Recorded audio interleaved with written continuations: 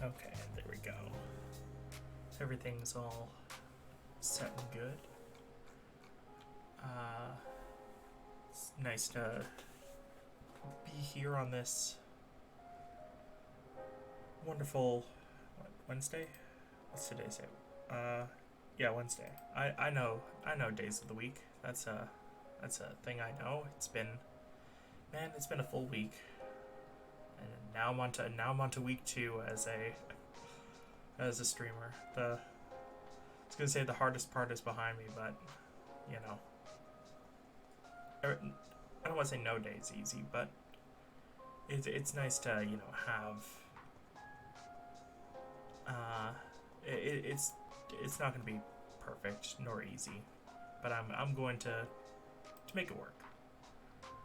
Anyways, today I gotta head over to Twitter to get my reference for today, and I'll bring you guys over.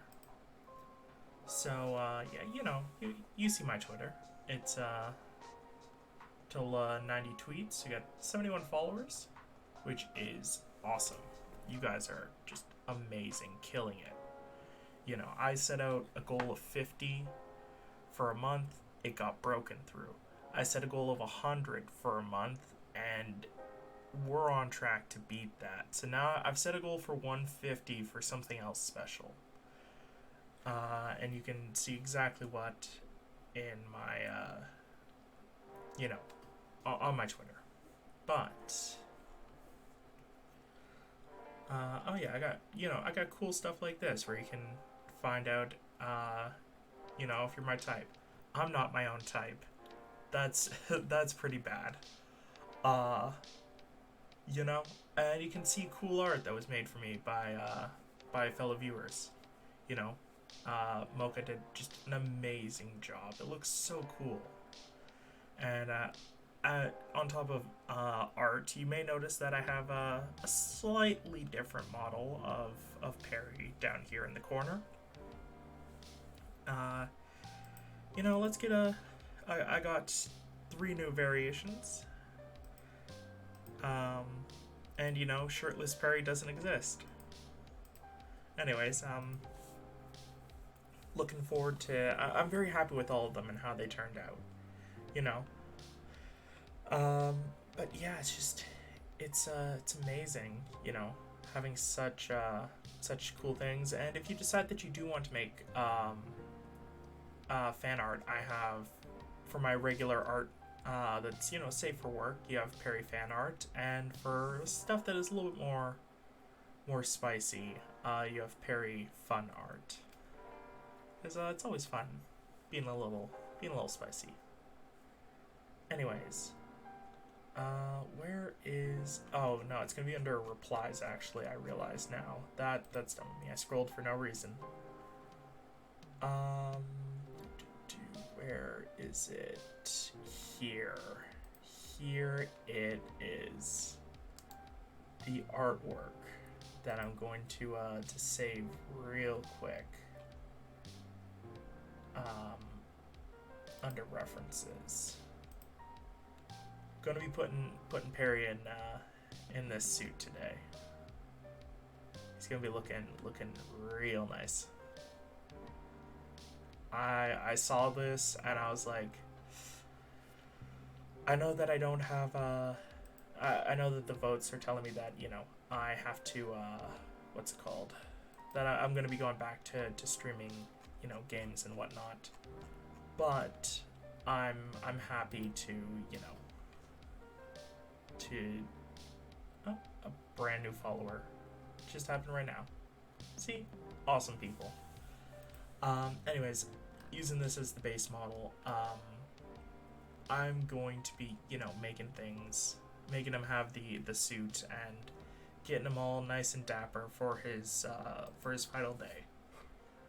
And yeah, I made a couple off-stream parries that are only visible under the art tags. So if you want to see them, just be sure to check those out. I like doing fun stuff, and stuff that I find interesting. So you know, I decided to make. I had some art from a friend over on Discord that like was relating specifically to my D&D game and how that parries more.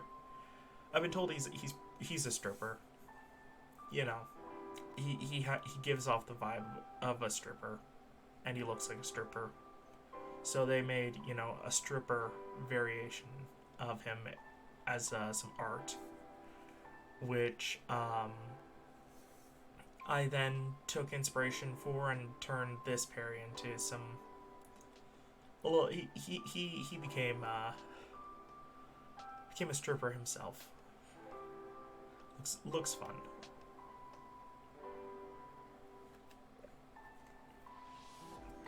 I also let my intrusive thoughts win, and I changed up one singular letter on the kiss the cook apron. So sometimes the intrusive thoughts aren't all that bad, but in this case it was a little. It could have been better.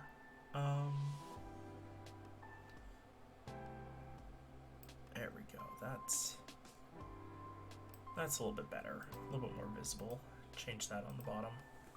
Down there. Okay, cool. So, we have the reference art. And that's going to be today's goal. I mean, we completed a full outfit. We completed multiple outfits yesterday. So, I think that it should be possible. You know, it's nice. It gives me, I guess, the kind of like, kind of gives me what's called fixer vibes. You know, the person that you send along to do the business, fix the problems for you.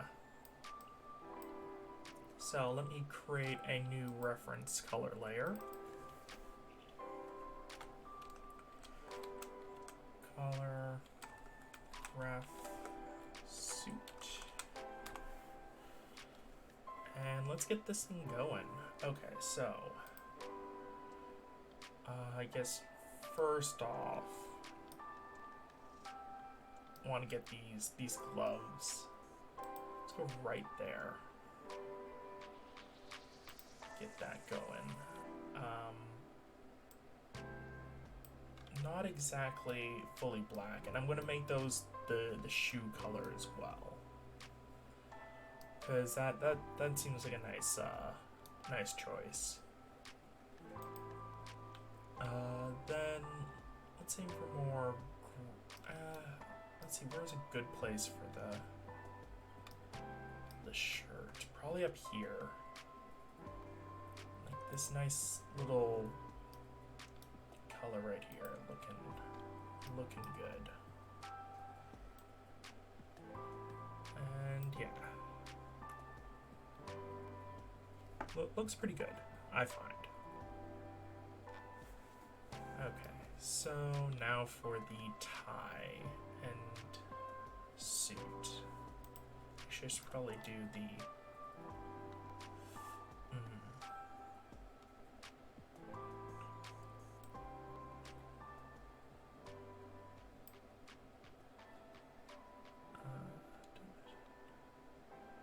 sorry, I gotta change one thing.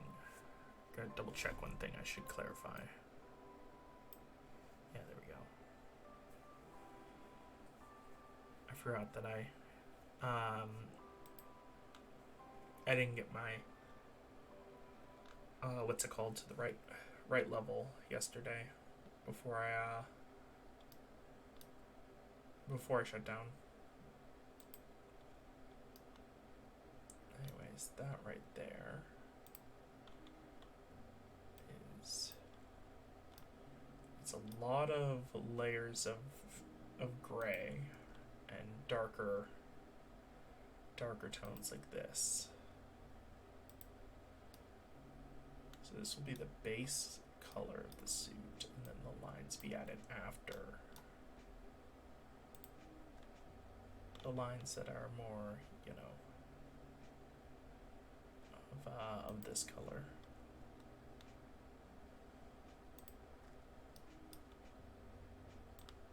since they're intrinsically tied together. There you go. So I have vest, shirt, gloves, shoes. That I'll make the tie the same, and the pants are the same way. So yeah, looks like it'll be doable. Looks like it will be doable. I won't overvalue it and say, that it's going to be easy, because that would be a lie. I'm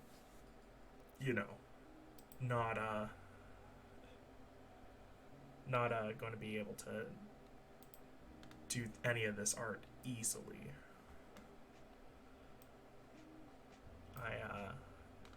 Not nearly qualified enough or skilled enough in order to make it easy. But let me get the basics done and dusted. So let's go. Why do I still have this here? I'm gonna remove that layer. That was a joke from earlier. Okay, cool. And then I need a pure black for outlines. So let's go there.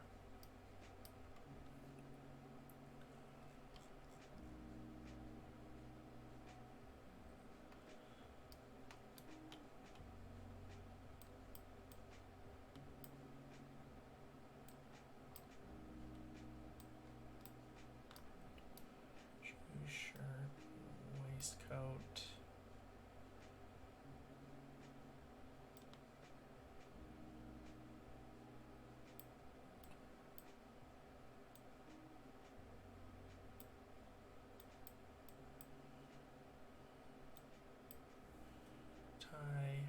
And then outline. I can barely draw with my keyboard and mouse, so that doing proper writing is not going to be easy for me. Let's go get it done. Oh, I just realized I'm on a random layer.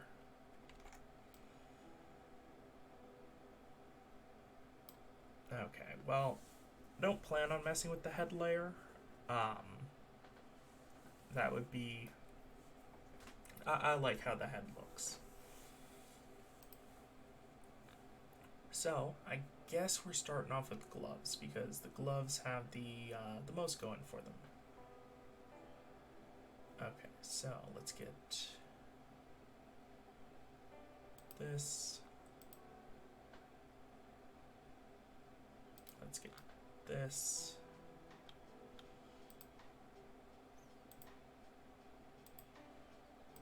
And yeah.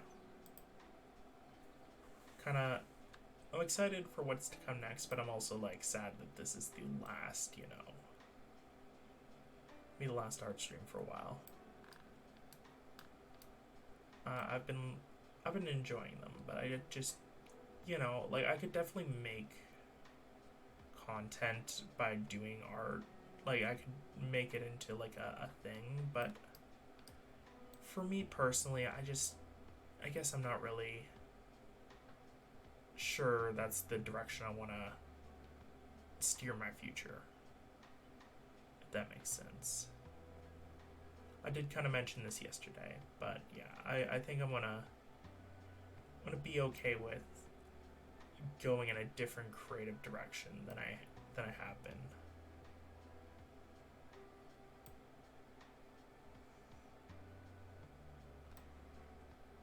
And I hope you guys will, join me on that separate creative direction. I still want to keep, the same vibe. I'm not really looking to change anything up in that regard, but I really do need to, I don't think art is the niche that I should be going for.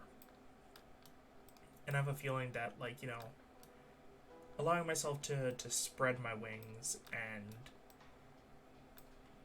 go and explore Sorry, I thought I got rid of my hiccups from earlier. There's still a little bit there, but yeah, sorry. Like allowing myself to have the ability to test other avenues and explore other paths will allow me to not only like keep this fun and entertaining for you guys, but it will also like help expand the community, and that's something that I'm obviously looking to do. I'm relatively well, I am small in terms of uh you know the the overall reach, I guess, of these streams, and like I don't want to like how do I put this, because it's not like I don't think that I can do that I can't reach my maximum potential or anything by doing art. I could definitely do that. I just feel like I want to do more than just art. Because if not, then I feel like I'm going to get kind of, I don't want to say bored or tired of it, because that makes it sound like that I'm not enjoying what I'm doing, and I definitely am. It's more like I'm a person who needs like different stimuli. I don't always need to change things up, but sometimes I definitely do, and I want this to keep going for a long time and have that longevity. And to do that, I think the best way forward for me will be to, to stream other stuff. I'll still, like, on occasion do art streams. It's just, I won't be doing 6 in a row. That type of thing. That's more so what I mean. I'm not intending to, do 6 art streams in a row, and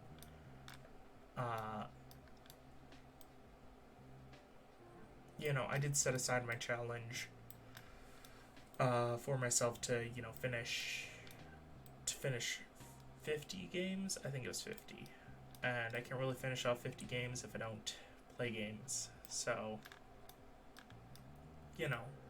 it's definitely been a fun journey so far with just art, but I'm going to expand. That's definitely something I'm going to do.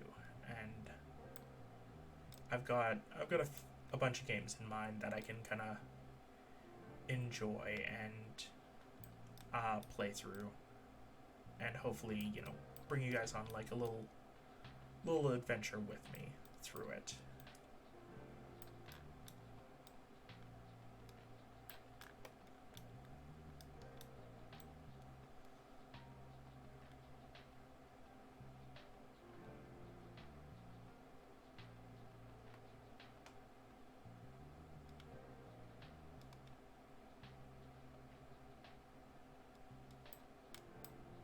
Yeah, let me go check out my okay, my questionnaire thing that helps me keep things fresh, since nothing really important has happened today. Doing my usual household duties, hopping on Twitter for a bit, seeing what's going on, but nothing really, I guess, caught my eye.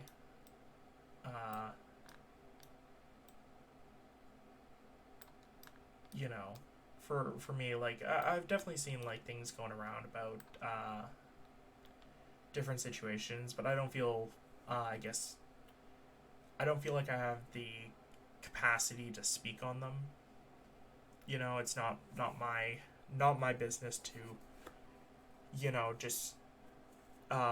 just say what everyone else is already saying, that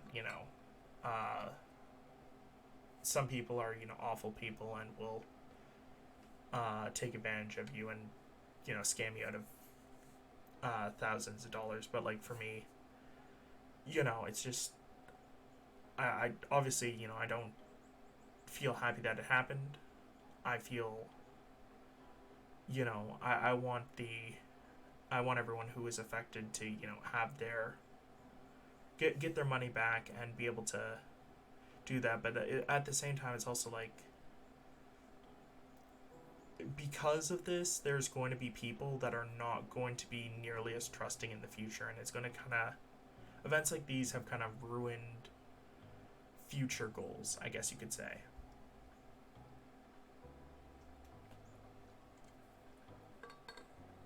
Because now people are going to have to, be even more cautious and even more, like, worried and concerned that these things could happen to them. And that's just terrible. You don't want to have to be so concerned with what will, if a project of yours will even be able to, oh god, I did not do the right thing. Like, it's gonna cause problems that will reverberate throughout the entire community, I feel. But at the same time, I don't feel like I guess I'm a part of the community, of course, because obviously I am a streamer. I may not be exactly a VTuber. I'm a VTuber at heart, but I'm technically a PNG tuber in reality until it otherwise changes. But for me, it's like it's why I don't really like I don't really want to talk on things, because I just don't feel like do I want to say worthy? That's a loaded term, saying I don't feel worthy of being able to be invited in on these conversations. But I just don't feel like I'm qualified. I'll say qualified. That's a better way of going about things. I don't feel qualified to speak on these events and anything that could affect the VTuber community as a whole, because I'm just one guy. I'm a small little fish in a massive pond, and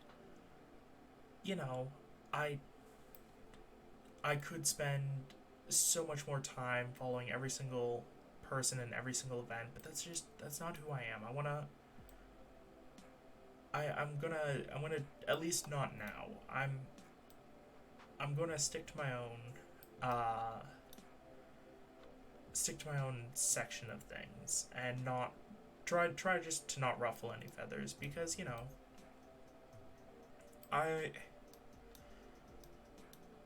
how would I put this? I'm, without sounding kind of arrogant, I am probably going, I'm someone who's not going to have, I don't foresee myself having a controversy ever. Like, sure, one might happen from a certain sect of people that just, don't like me, or, try to make something out of nothing. But for me, like, I'm trying to think I can't conceive of, like, what would be the worst thing I could possibly do to make someone upset or cause myself to be classified as a controversial individual, because, like, I'm a guy who has not, I guess, done enough in their life to be controversial. Like, sharing my most controversial thing now is, like, I think would it be that I slapped a kid once? I mean, it was retaliation. It was the first time that what was it? My parents had got, like, I'm not someone who drank soda a lot as a teenager, right? And I really liked root beer. That was my go-to soda. So my parents, for my birthday, which is, like, my birthday falls in the school year, because it's in October. I have it on my Twitter. They had got me a mug root beer, one of the mug root beer cans, and they let me they gave me like a 6-pack of them, and I took one to school because it was like, you know, it was my first time. It was like in my bag, zipped up. It was in my lunch bag, zipped up inside of my bag underneath a bunch of other class supplies, and a kid had gone into my backpack while I was out. This was during auto class.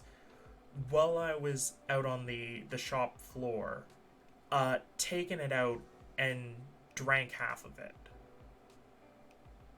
You know, and obviously I'm rightfully mad because this is like, you know, a gift for me from my parents. This was supposed to be something for me specifically. And I got so upset that I just smacked the kid upside the face so hard that it like reverberated. And when he tried to pass me back my soda, I threw it onto him. And like that's the most controversial thing that I've done. The only thing like I've done that would warrant like, I guess, a people being like, "Oh man, he hit a kid." Even though at the time I was also a kid and we were at the same grade level, and there was like, you know, it was just that kid was a dick, and I decided to, you know, slap the shit out of him and pour soda onto him for an action that he had more or less brought onto himself. I mean, was I level-headed in my decision to do that? No, not at all. I definitely could have handled that more maturely, and I could have probably extorted money out of the kid. That sounds worse. I could have gotten him to pay me the money necessary for me to get like a soda from the cafeteria, you know. But instead I chose to lash out. And like that's like the worst thing that I've done. I don't have like anything else like bad that I've done. You know, like I'm trying to I try to think of, you know, something I could be that. So I'm like, I guess what I'm trying to say is I'm like, I believe that I'm an extremely safe person to support, in the sense that I don't have any. I mean, I do have my flaws, but none of my flaws are things that are going to get me canceled per se. They're gonna. My flaws are what make me who I am, and I'm just like, yeah. Anyways, I'm rambling a bit. I'm trying to do pants now. But yeah, you know, it's just like I'm a relatively, you know, of all the streamers, you know, there's always a risk for something to happen, or for something to come out for them would be like, you know, career ending, that type of thing. And for me, the closest thing to career ending I would have to deal with is like probably getting doxxed. That's about it. Like, I mean, I haven't put my name out there online. Every single thing that I do is using emails that are not tied to me. I don't. The most, like, I try to be extremely vague with everything for that purpose. I'm okay with, you know, talking about myself and my brother, because we're both. I asked him, like, you know, can I share this and talk about you and talk about thing. And for my parents, you know, I haven't asked them if I can talk about them, but that's for me, I guess a little bit of information, you know, regarding how my family, you know, goes about things. My father, he can be a bit of an asshole. Like, you know, he's not abusive. He's not like, well, not traditionally abusive. He doesn't physically abuse me, but he, like, for a time he definitely was, I guess, emotionally abusive before I knew what that was. But, like, at the time I also was not making it easy for him to he was dealing with me when he didn't know that I was, you know, suffering from autism. And that's not an excuse, but I've forgiven him for that, and it is definitely not a thing that he has done in any capacity recently, and he's grown as an individual and changed. But he has a tendency, like, he's frustrated with the fact that I don't have a job. Obviously, I'm 24. Reasonably, I should be able to find a job, and it's just like, he knows that I apply to everything that I can and reasonably try to do, right? But, it doesn't produce results, and he's a very results driven guy. So he gets frustrated, and he'll vent his frustrations to anyone who will listen, including people who don't need to know about family matters. And I guess I've kind of taken the same approach with that towards my discussions about, like, family here, because aside from my brothers who they're okay with me mentioning, my brother Simon, I was like, after my first time mentioning him, I was just like, oh shit, I mentioned you on stream, and I was like talking about this and this, and he's like, so you're talking good about me, keep on talking good about me, because he likes when people are positive about him, and he enjoys that that kind of confidence boost that I view him as, this this great person, pretty much.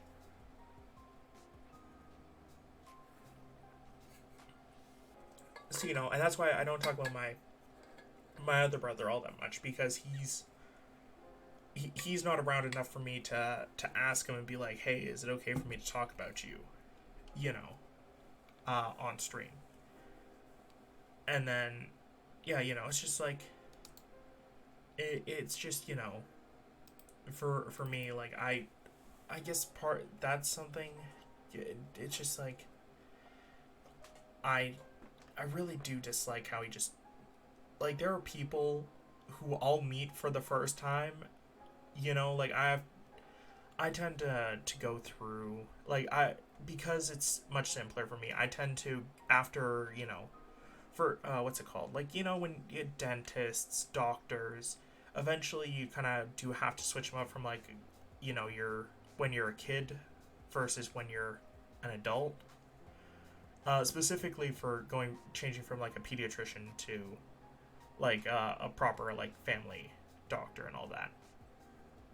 So when I was like, okay, I'm just gonna go with the one that I have, that my parents have had for the longest time, because it's someone that, even though I guess I can't say that, like, they're part of the family, but, like, they understand, like, the what our family lineage is, and we'll be able to be like, oh, well, actually, based upon something from another member of your family, we can have that understanding. But anyways, when I met her for the first time, she was like, oh, so you're the son, with, like, this negative thing, because I learned from her that my father made some very distasteful comments about myself and myself to her, and, like, I went home after that first appointment, and I blew up at him, because obviously that's reasonable in that scenario where someone's just, like, pretty much just talking shit behind your back to someone else, and giving someone a bad impression about you, and that's happened at, like, a few different things, and I'm like, I can't do anything about it because I'm a person who, because of my, I have social anxiety, among other, like, there's many things wrong with me, but, like, talking to people and doing all that, not my jam. And because of that, I don't want to switch doctors because I have, or dentists or whatever. Like, I just am like, it's so frustrating to me that I no longer have that sense of, like, you know, where I'm coming in and I'm being judged before a person even knows me, pretty much. And it's, it feels violating, I guess. That's you know, I will say, like, it's a violation of my privacy, and I wouldn't wish that upon anyone. People deserve to have their privacy. It's a part of the reason why I do not have, like, I have a webcam, and I have streamed with a webcam before, and I've done, my face was out there for a time, but I just, between, like, my self-confidence and my wanting for privacy, it's like, I don't want to, have myself be out there and have people making assumptions about me. I want people to meet me and then make their decision on what they think about me. And for a long time, my father took that away from me, and I was kind of resentful about that. Not to him, but not, well, I mean, technically to him, but just the actions that were taken out of frustration. And, like, I get that I'm not someone easy to deal with on a day-to-day basis, and that's why he is so much happier when he's on his vacation. Like, because he doesn't have to interact with the daily stresses of everything. He can just go down east, chop wood, take care of chickens, live a simple life that he kind of, the simple life that he wants, rather than what he has to deal with at home, which is a son who is not perfect enough to, or not, like, that has problems that won't be, like, easy to deal with, and another that is the exact opposite and nearly perfect in many ways. And it's just like, yeah, anyways, that's enough of family drama. I got the pants done. But yeah, sorry to the six of you who are here listening in, who had to deal with that random outburst. Because my question of the stream, based upon the stream question generator, it is, what is one game that, switching it over to something more lighthearted, what is, if I could only stream one game for the rest of my time streaming, what would it be?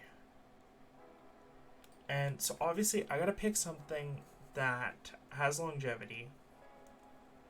I gotta pick something that has customizability, something that has the ability for multiplayer, and something that you can do challenges in and have fun. And obviously, the first thing that comes to mind, Minecraft. And I think that reasonably is the only answer that someone could reasonably go with in my scenario, because, Minecraft, you've got online servers for multiplayer where you can do mini games. You've got different mods that allow you to do different games inside of Minecraft. You got, like, a whole bunch of stuff with that, and I think that's the best option.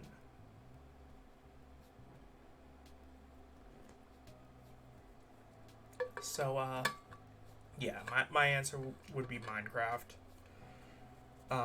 Even though I don't foresee myself playing it too soon into the future, it's gonna be like it's gonna be a bit. Let's go with pant stripe.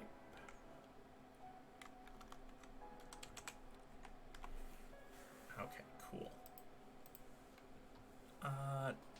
Let's see. Least favorite food as a child. Ooh, this is interesting actually because there's two different answers. See, I initially really like I don't like ham,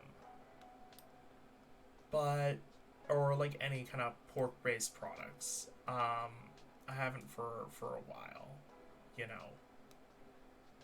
It's just not something that really really something that I've enjoyed.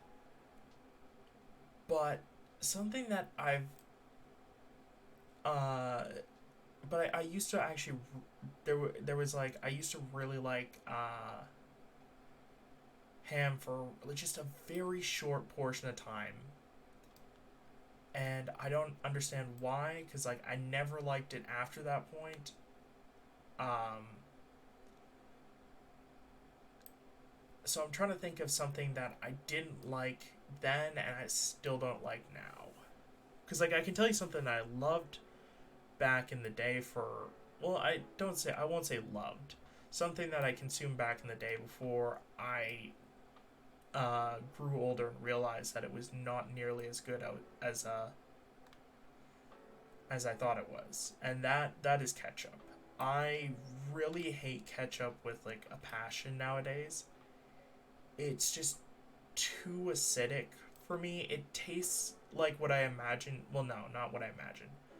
Uh, like it gives me the idea, or it gives me the mental image that I'm consuming like battery acid because it feels so wrong for me. It is something that I just absolutely despise. Ketchup is just like I'm a mustard guy, and I like the tangy flavor of a mustard, right?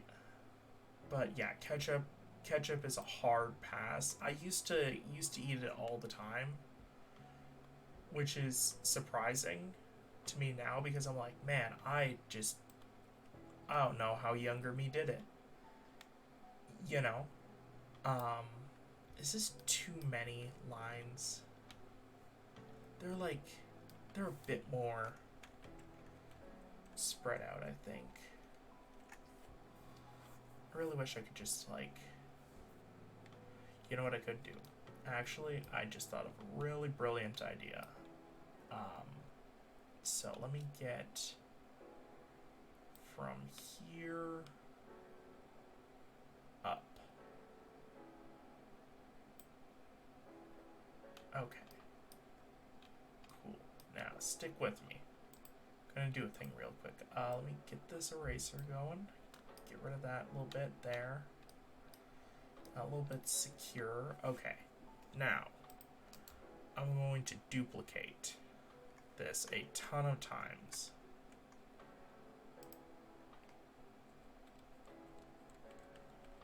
But yeah, something that I really didn't like. Like I don't like fish. So like, you know, my mom was really big into tuna.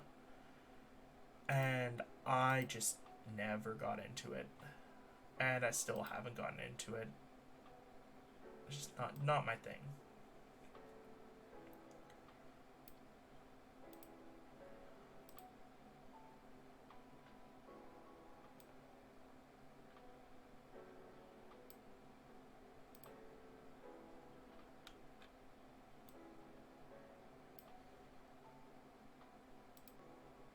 But yeah, that I'd say I guess I'll go with tuna. That's the easy answer.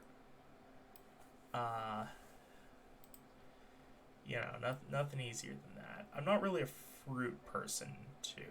I don't really like extremely sweet things, which is funny because I'm like, oh yeah, I love root beer, but that's on occasion. I don't drink. I can't remember the last time I had a root beer. You know. Uh, so I don't think that I don't want to say that it doesn't like really count, but yeah, it doesn't really count. And look at that. And then all I'll have to do is erase those little extra lines after, which is dope. Um,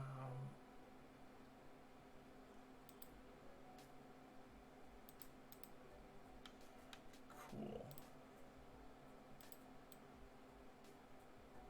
But anyways, yeah, tuna. I didn't really like apples back in the day. I can enjoy an apple now.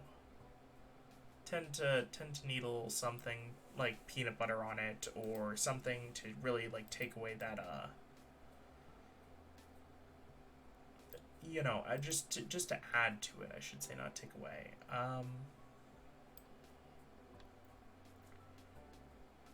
But yeah, that's what comes to mind.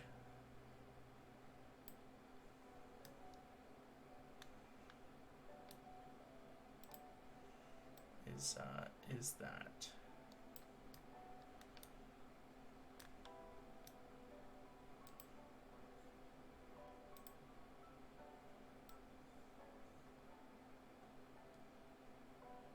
and yeah, that's the one. Uh, let's see, one nut. Ooh, okay. I love this one. This one feels perfectly curated for me. Okay, so the question is, the zombie apocalypse is coming. What do you do? Uh, so in my case, I have had. This is gonna sound extremely dorky.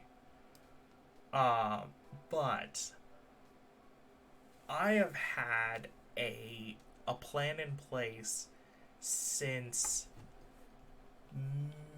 middle school, early high school, middle school. I've had a plan set up that changes based upon different things that change in my local community.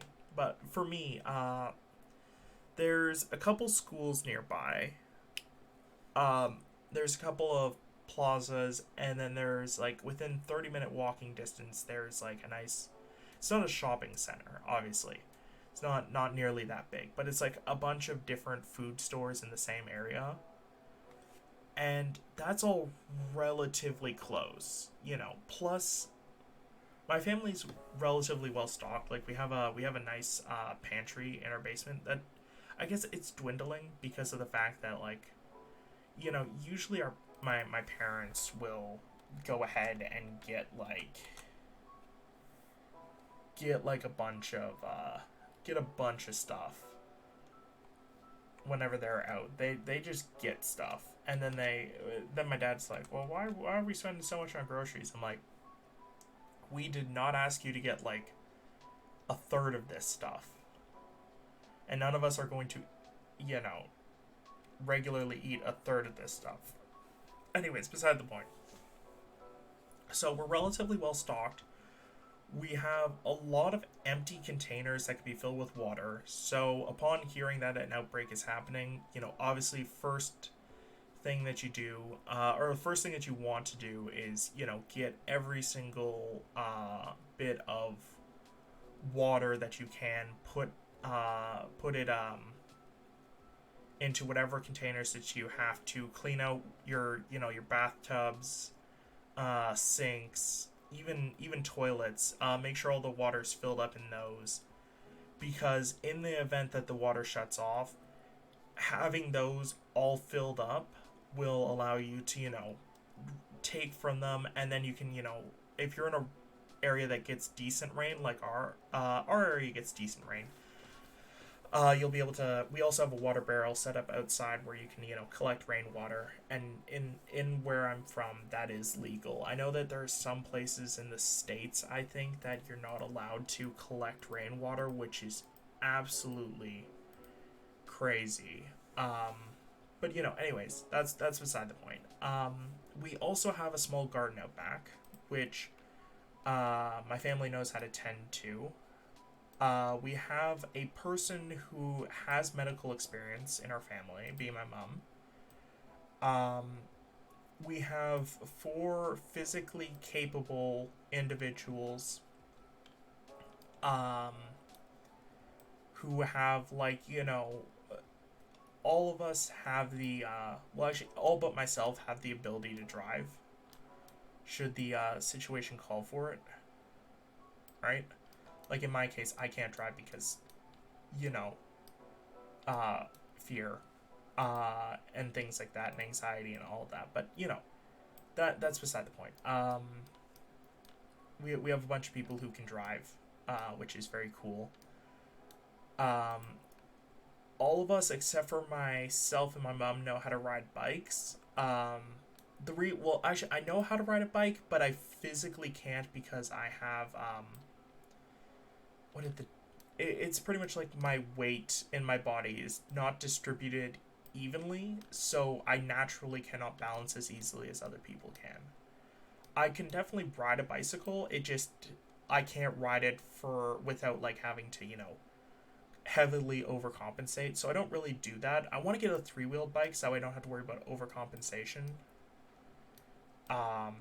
Make that like my go-to. But anyways, that's beside the point. Bikes tend to be better during the apocalypse, due to the lack of noise that they create. Specifically, pedal bikes, not any kind of motorized bikes. Though maybe some electric scooters would be decent enough. It really depends. Anyways, sorry, getting sidetracked. Um, we have a lot of what in an apocalyptic setting would classify as weapons. We have some hand axes because we do like we have done like work around the house, and we've had to chop down some stumps and whatnot. So we've had like hand axes. We have hammers. We have like 5 baseball bats because we were really into baseball when we were kids, and we never got rid of them, which I really am glad my dad didn't. We have stuff that would typically be used for destroying ice, which would be viable during an apocalypse setting. Oh, hi Mocha. How are you doing today?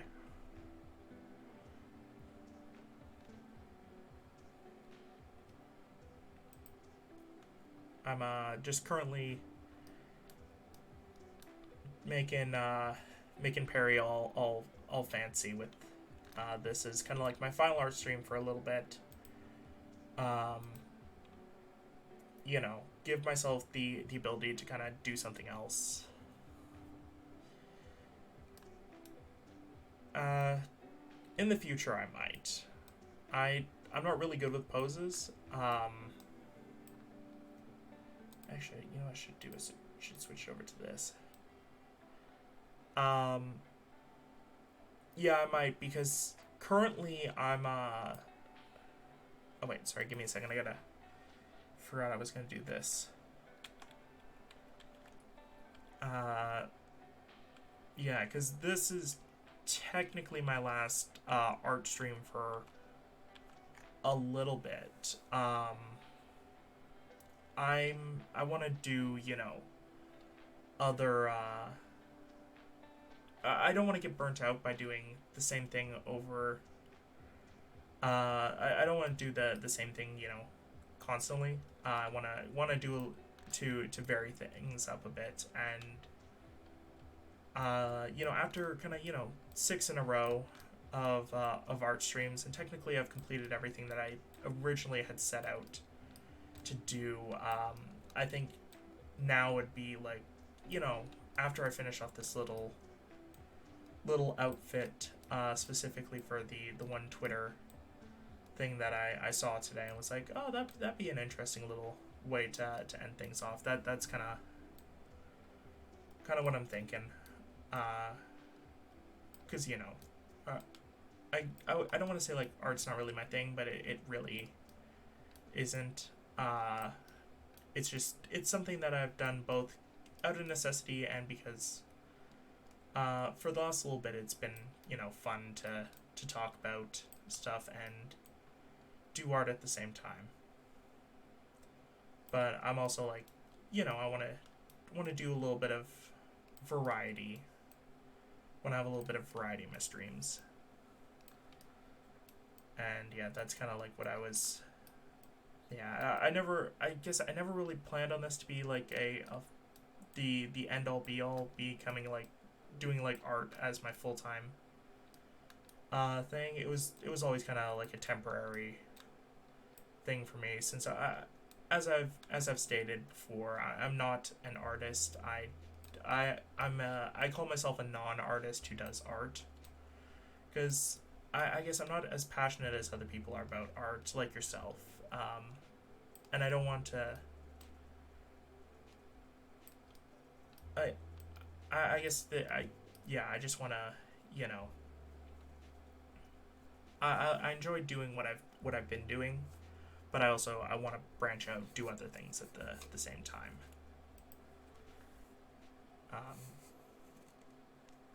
But yeah, that's currently what like I've kind of decided on. And yeah, like it definitely, yeah, it's been fun doing the art, but it's I think I've, at least for a little bit, I need to like switch it up, do something else, keep myself, I guess, fresh, because I don't want to end up doing too much and getting burnt out. Because yeah, my goal is to just keep on doing this daily, keep it consistent. In order to do that, I gotta switch things up a bit.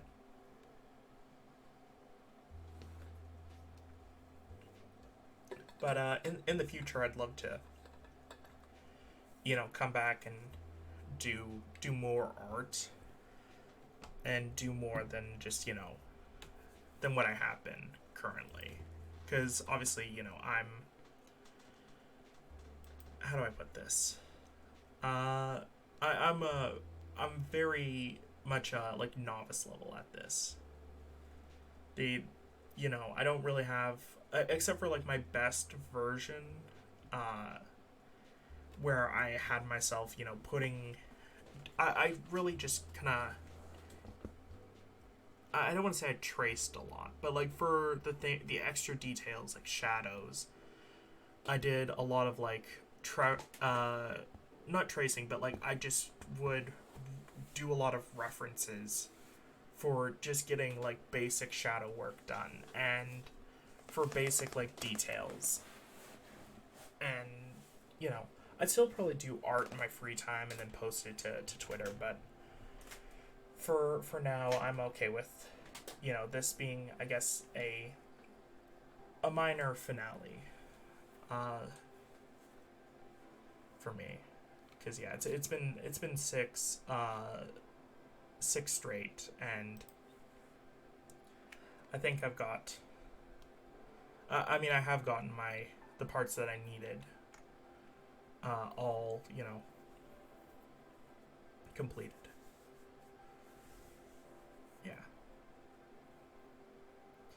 Yeah. Honestly, that doesn't make. I'm even as I'm saying it doesn't make sense. Pretty much, I simplest form. I'm just looking to switch things up, keep things fresh. But I've enjoyed all the art that I've done so far. There we go. That's it in simple terms. Okay. Cool. And yeah, I'm finishing off with the art piece that was or it wasn't art that was shown. It was a Twitter user mentioned that, or like a Twitter VTuber Twitter account. They were like, where are the male VTubers in this outfit? And I was like, you know what? Feels like a good way to end things off. So yeah, that's what today I'm doing. And then I was talking about, I guess an exciting topic for me. The question that had come up from my little questionnaire thing was, what would I do in the case of a zombie apocalypse? And yeah, I was going through like details on things like that. But yeah, like it's always good to interesting little survival tips. Knowing to clean out and then fill up a bathtub, because that's a lot of water, and it's a good thing to have on hand. And then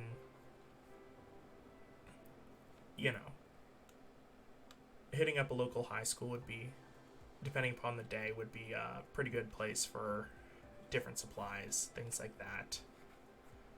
Schools are, it's one of the key things in any kind of like scenario, unless it's like a destruction event where it's like massive earthquakes and things like and tsunamis and hurricanes, things like that. We're in this case, because it's not one of those. Evacuation, like for events like that are like apocalyptic, zombie apocalypse type thing. It tends to be best to stay where you are, unless you're near a major city, like really close by, because there's the one issue of you see it in the Walking Dead. They do in like, what was it, it's in the first like couple episodes where they do a little I guess bombing run on a major city. And if you're in a major city, that is realistically something that could definitely happen. In my case, I'd be far enough. I'm not near any kind of, relatively not near any major city, so I wouldn't be dealing with that. But yeah. No, not at all. I don't play many. Well, actually, is it a mobile game? I mean, I think it's like mobile compatible or something. But no, it's not a game that I play personally. Yeah, I never really got into that. Like, I'm not really someone who does games like either on mobile or I guess like I don't really do I just don't do games like that. That's not really my thing.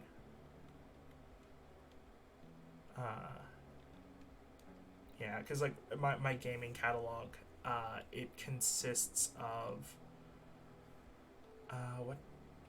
what do I have actually? I have a lot of stuff. It's usually mostly single player campaign oriented games, because that's kind of like my style. I don't really I haven't really had any like friends that I can play with, for example. So that was kind of like what I chose to go with. But I also have like management games, sports games, and city building games. Those are my other ones. There's actually one game that I'm extremely looking forward to, and that after having to drop all my spare money on an ID, I'm looking to save back up and get the game when it comes out, which is Infected Free Zone, which is kind of like a base building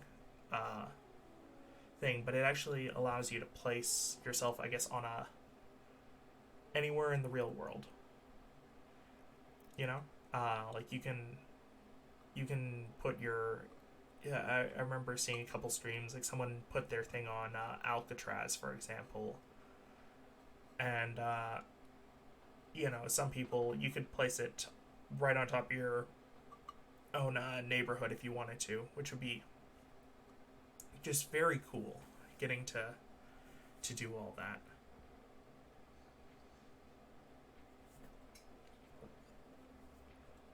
it adds a level of interactivity, I guess you could say. And I'm a person who likes that kind of thing. But yeah, I guess my go-to games tend to be either like I do prefer longer form games. I recently got into or I recently acquired Persona 5. And if not for the fact that it would take so long to oh, it's on erase. That's why it's not working. Oh, and that's because there we go. But yeah, I tend to play like I've never played a Persona game before. Um, but it just seems kind of cool, and it has overdid it. Has an awesome soundtrack.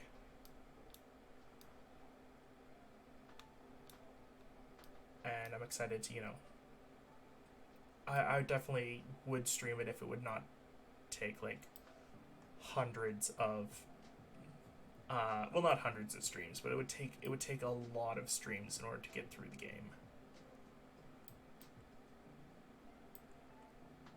And I don't want to at this point I don't want to commit to like a really really long form game like that, because that would take up like all of the month pretty much. What I am thinking is there's a game that's kind of long-ish in Telltale The Walking Dead, and I think that might be the game I choose to do on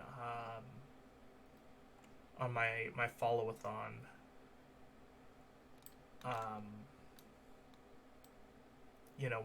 When that rolls around, because yeah, I do need something that I could play for reasonably 36 hours. Because that's the maximum amount of time I'm willing to. Well, not willing. That's the maximum amount of time I can handle, I guess you can say. Because, it would be. I think it would be a little bit too much for me to try and go any more than that.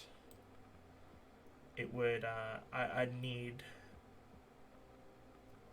rest after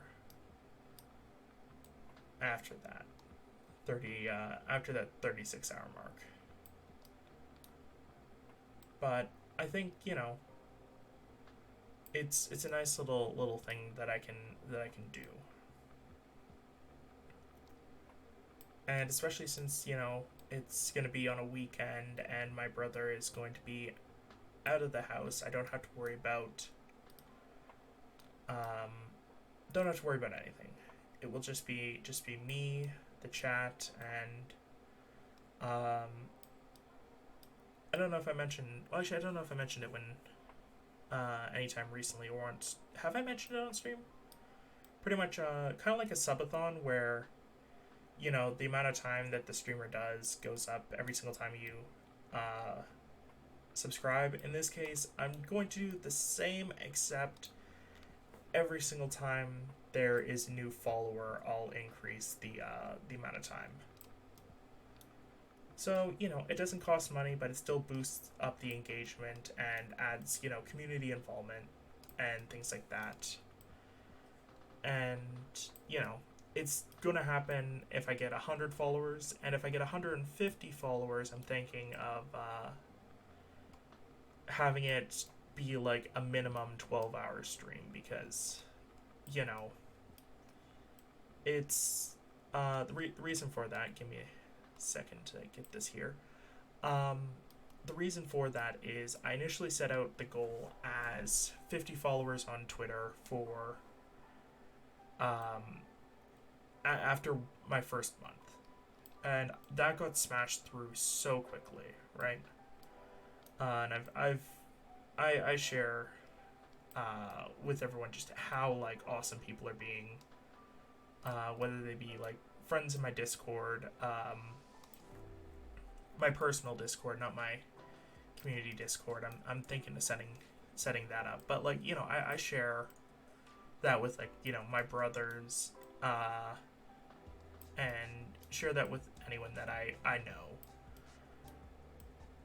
and I sometimes say that I'm not deserving of all the amount that of support that I'm getting, because it to me it's a lot, and I was like not expecting this, so it's all been so kind of surreal to me, I guess you could say. And yeah, that's it's kind of like what I've been going through, um, just kind of coming to terms with like, okay, maybe I am deserving of 70, well now 70 followers, 72 I believe, right when we checked on stream. But I was like, maybe I do deserve this. And I was like, okay, the best way that I can show support is by doing, I guess, longer streams, because I'm already doing daily streams and I can't really do twice daily, that kind of thing. So I took triple my longest stream time, which comes out to about 12 hours, because I did 4-hour streams. And so that's where I'm setting the minimum bar at if I get to 150. And that's kind of like how I'm going about things for that. I'm excited for it. It's going to be on the 24th to 25th, I believe. Let me just double check. Yeah, 24th to 25th. If it goes the full 36 hours, technically it'll be the morning of the 26th. So it'll be a whole thing. But I don't mind. I'm excited for it.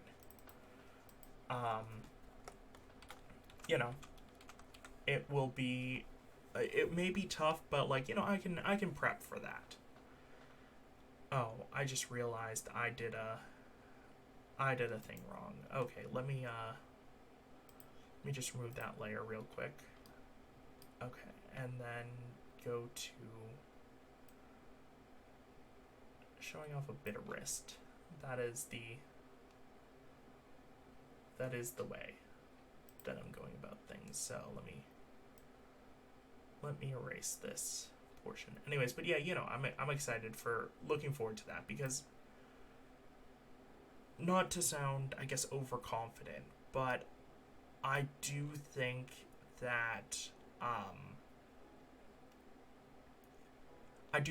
going to reach 100 followers on Twitter before the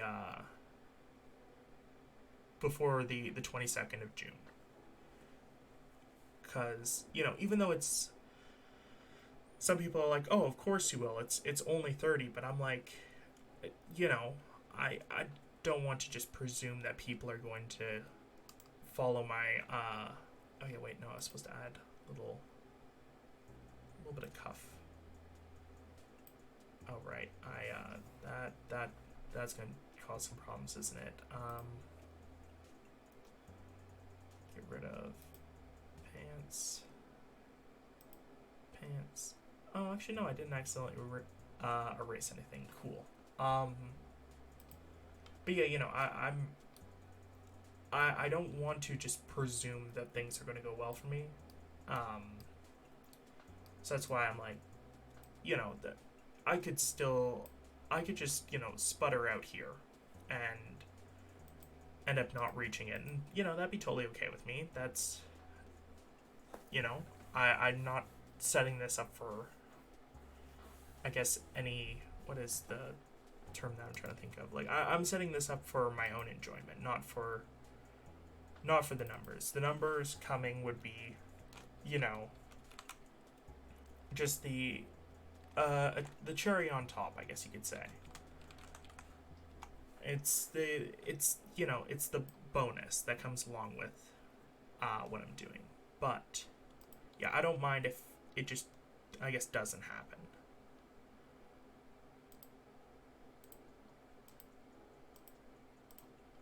Let me get... I love this gray, actually, on him. It's this nice, dark, monochromatic... actually, no, I think monochromatic wouldn't... It doesn't encapsulate gray. See my non-art side coming out, not knowing if gray classifies as... If it's just gray and black, if it counts as monochromatic. But, yeah, you know, I'm not going to try and force anything. I mean, I guess I technically am by all the hashtags that I throw out on every single Twitter post, but that's more for just because I'm like, I don't mind if, like, I'm okay with boosting engagement over on Twitter by just throwing hashtags on things. That's something where I'm like, I'm willing to not sell out, but like, I'm willing to just do that for engagement purposes. But I'm not gonna, like, you know, stream the newest and fanciest games just because I'm gonna stream games that I want to stream and do things that I want to do. So this is like my little relaxation at the end of the day. Even though, funny enough, it tends to have the opposite effect. It gets me all excited and hyper. I tend to... I fixed my sleep schedule before I started streaming. I was like, you know, going to sleep at 3 o'clock in the morning, 4 o'clock in the morning, not the greatest. I should probably fix that. I should probably change that. And then I accidentally, because of how excited I am after every stream that finishes, I'm like, man, I'm doing this. I got, like, you know, a reaction today. I got this today. I got that today. It's, you know, it's improving my mood, and it's just been so awesome. So I'm like, you know, I get so excited and I end up not sleeping. Okay, no, I didn't accidentally mess that up. Good. Anyways, yeah, I get so excited I don't sleep, and that's not good. You know, I mean, I still wake up at the same time. It's just I'm getting less sleep. Though technically, I was getting really good sleep before. Like, I slept for longer than I needed to. I think that might have to do with, like, my weight loss and how I'm eating less throughout the day. But that I'll... If it is, it is. If it's not, it's... and it's something else, I don't really care. Anyways, so let me get this here going. Yeah, but what was I talking about? Oh, yes, I was talking about apocalypse stuff. Yeah, in the case of the zombie apocalypse, best to not best case scenario is don't attempt to flee unless you're in a major city.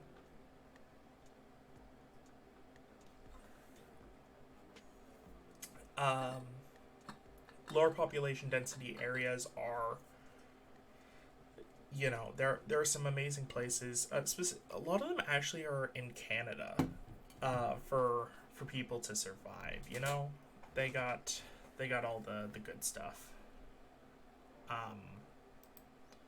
Yeah, we got all the good stuff. We got the, you know, the fertile lands, the colder temperatures that hypothetically would slow down the movements, and all that good stuff. But yeah,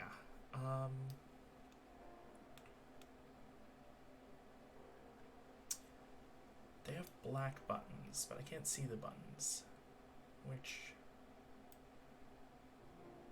except for the ones that are on the arms. So I'm going to just guesstimate.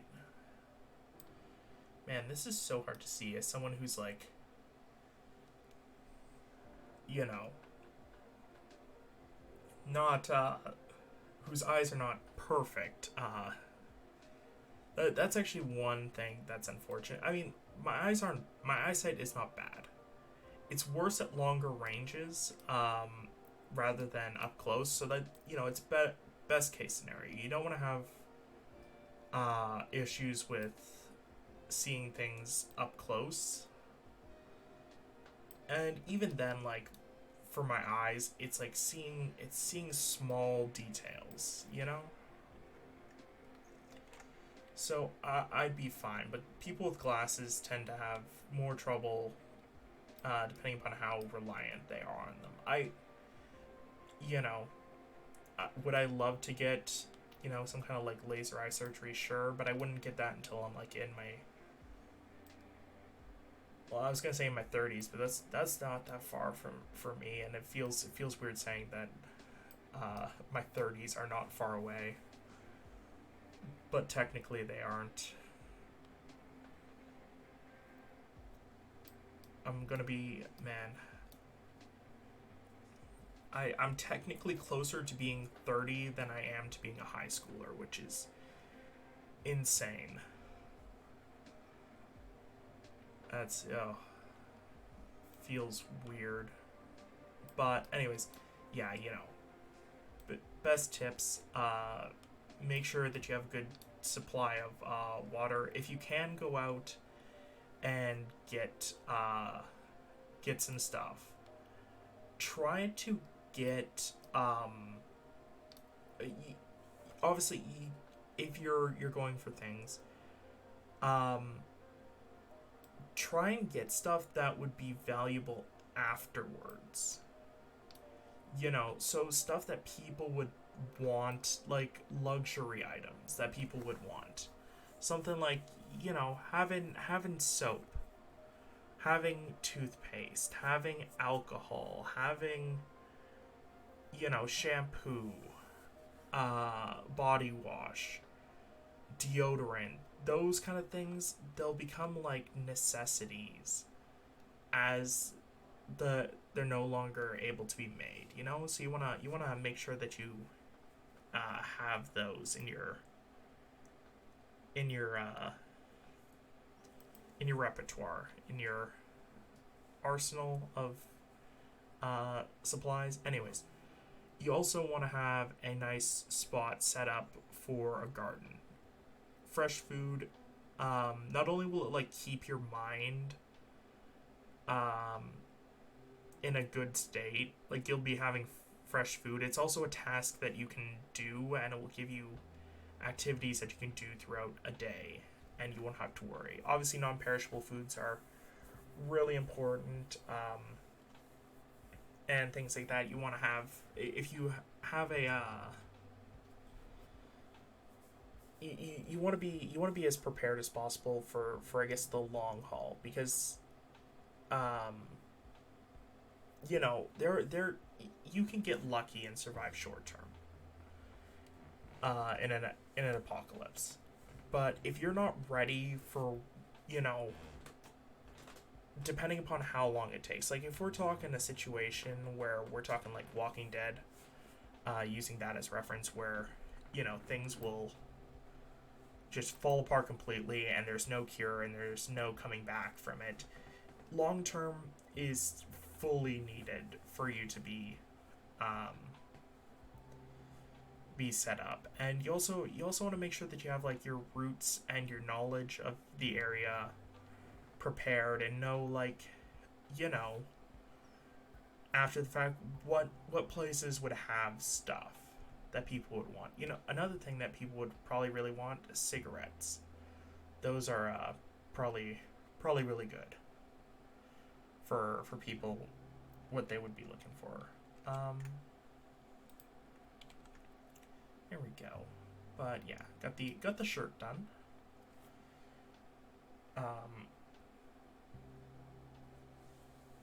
Yeah, got that done. I'm gonna actually change things around a little bit. I did this a little bit yesterday. There we go.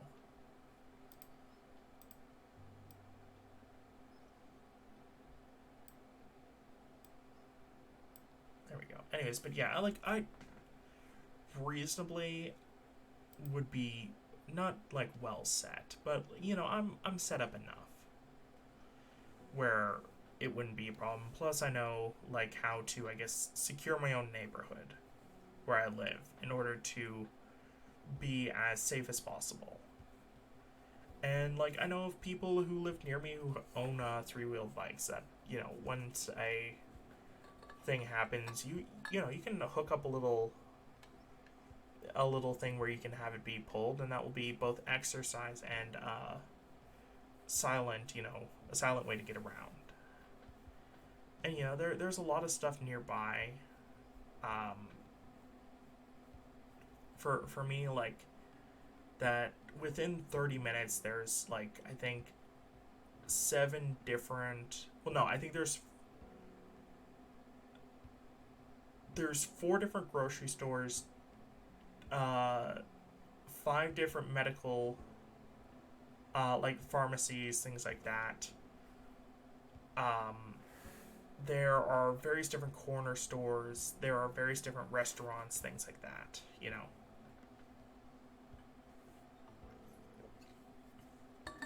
That could be reasonably hit up in the case that it need to be.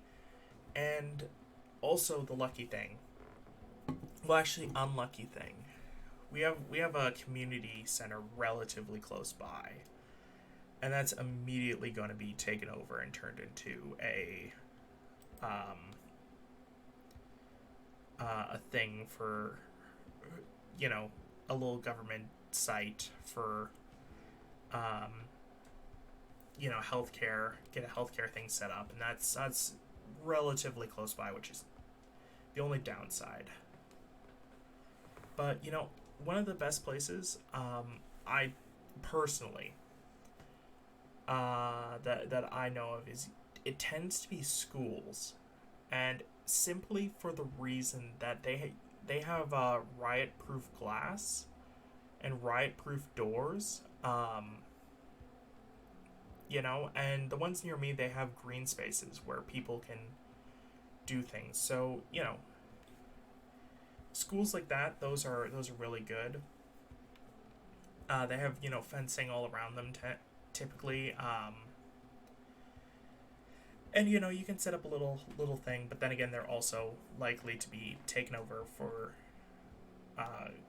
government purposes, and you really gotta pick your spot. Anyways, that's enough of me talking about the apocalypse.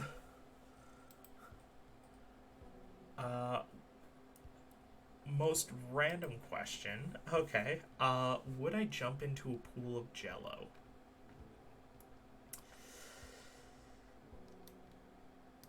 I don't know how Jello physics work, which is a statement that I never thought that I'd be making. I think, like, wouldn't I just instantly break through and go straight to the bottom and, like, probably end up busting my tailbone doing that? Assuming it's, like, it's not going to cause me to just absolutely bust my ass by having me go straight into a straight to the bottom, maybe. But reasonably, I don't think so, because it's not going to be solid enough to support me, or it's going to be like, man, if I tried to like belly flop into it and it's just no give, it would be the meatiest slap of all time. It would just it would reverberate throughout, like, you would hear it in like 4 different area codes. That's how hefty the slap would be of just a failed belly flop onto Jello. Then again, I don't go just diving into pools. I'm an edge swimmer, so I don't deal with that. But let's go with next up is the waistcoat. Yeah, currently, for those of you who are new, I noticed there's a few new names. An individual on Twitter was like, "Where's the male VTubers in this outfit?" And even though I'm technically a PNG and not able to move or emote or do all the fun stuff, I don't mind. I want to do this as kind of also as my final art stream. Actually, I should do my tie. I nearly forgot to do my tie first. That is way more important. Because if I don't have my tie, then it's just gonna look weird. I mean, it looks weird already, kinda. I do like the little lines through it, though.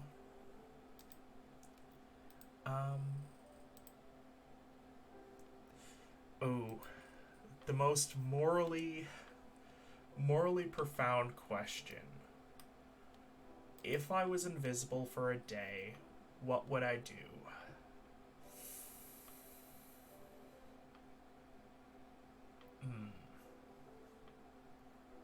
That is a good question. See, because if there's one thing about me, it's despite being relatively, I don't want to say wholesome, being a relatively decent person, I, if given the opportunity, could definitely cause some chaos.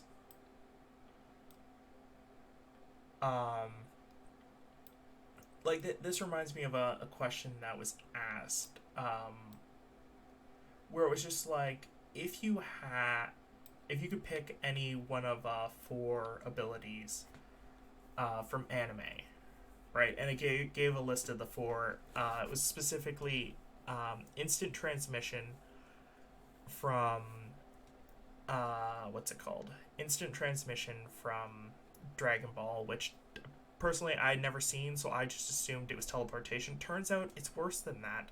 It's teleportation to just a specific person that you have to kind of know their key or whatever, which made it infinitely worse. Anyways, that's beside the point. And then there were 3 others. I should say instant transmission while I was under the perceived, the incorrect assumption that it was about teleportation and you can teleport to anywhere or anyone that you knew. It came in 3rd because the one that came in 4th was Advanced Conquerors Hockey, which it could be decent. Listen, if you want to, if that's your thing, if you want to be a person with that type of power, that's cool. I don't blame anyone for wanting that type of power. For me personally, it's just not my style, I guess you could say. So let me just get this here, tie color. But yeah, it wasn't my thing. And even though I've watched One Piece, my understanding is if you want to knock someone out, just you gotta have a higher level of hockey, conqueror's hockey than them. If you want to impart your will on someone, then having high level conqueror's hockey can help do that, or help is it manipulate a person, or it's I guess it's imparting your will is the best way to put it. And then the other 2 were my second place option. It depends upon how immoral I want it to be. And immoral in a certain way. Number 2 was advanced observation hockey. Because, from my understanding, advanced level allows you to see a couple seconds into the future. Which means that realistically, you could be really good at gambling and really good at making money from gambling and make your money that way and never have to work a day in your life. Really, you just, go in, put it all on whatever's going to win because you kind of have the foreknowledge that it's going to win, and then, whenever you start running low on funds, you go and do that again. And that's the simple way to life,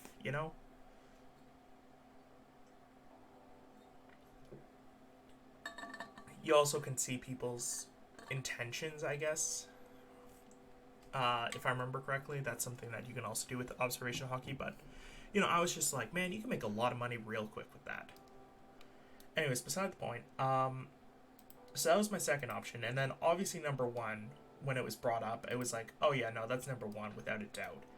It was Shadow Clone Jutsu. Because the ability to make even, like, a couple copies of yourself where you gain the information and skills that they learn, like, you could have one read an entire book about a certain subject, and then the knowledge will be immediately imparted into you. And that's just amazing. Like, I could technically have if electricity was free and I didn't have to worry about the fact that electricity is expensive, I could have a version of me streaming constantly 24/7, and we just constantly switch it out for the previous one, And then you can have one that's like, doing the house chores, and one that's doing the cooking, and one that's doing this, that, and the other thing. And you can get tasks done so much faster. You can have one that's like, if you have a job, you can have one that's doing your job for you while you're at home working on something else. In my case, I'd be using it 100% to make the writing process faster by having multiple me's writing out chapters, right? Or not, I shouldn't say writing out chapters. Like, I'd write out one chapter, then start writing a second one while having a copy of me, edit the one that I just wrote. And then that one would pass it on to another copy of me, who would then implement those edits. And it kind of keeps the cycle going where I can just keep on passing the work back, and it will be edited by technically me and be fixed up by another version of me, and it will keep it, extremely tight and simple. And there's also the other purpose for that type of thing. If you know, you know. If you're old enough to know, you know. But anyways, that would also be cool. Yeah. But anyways, I'm let me just get this color right here. It's that. And let's do some lines. I should let's add lines to this. Oh wait, need to change it up to size 1. Yeah, I need a. Sometimes my brain works fast, or my mouth doesn't work nearly as fast as my brain, and sometimes it does, and then I still end up saying the dumb thing. When I'm just like, oh man, I nearly said this dumb thing, and then I'm like, wait, I just said the dumb thing because of it. And yeah, anyways, so this, and no, that's too close together. Okay.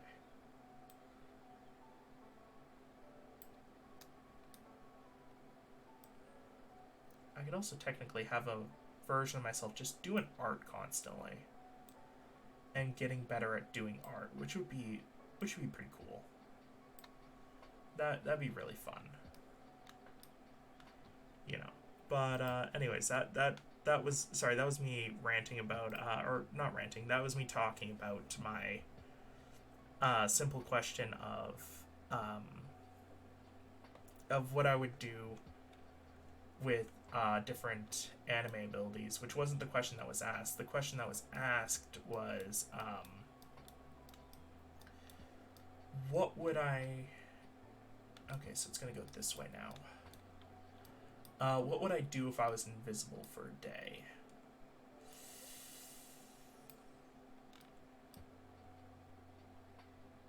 I think theft. Honestly, theft. It feels weird to say. You know. Because, like, aside from that, I maybe want to...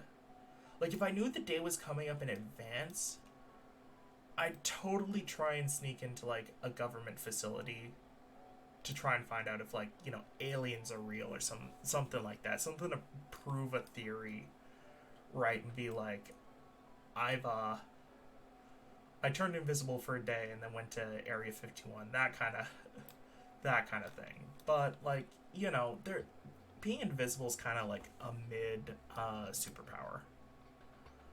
A lot of people think that it's better than it is, and I don't know the purpose that I would use it for, because it's like the only thing that I can think of or what I would do is commit crimes, which is, you know, not cool of me, but it's just like, yeah, there's nothing you can really do with the power.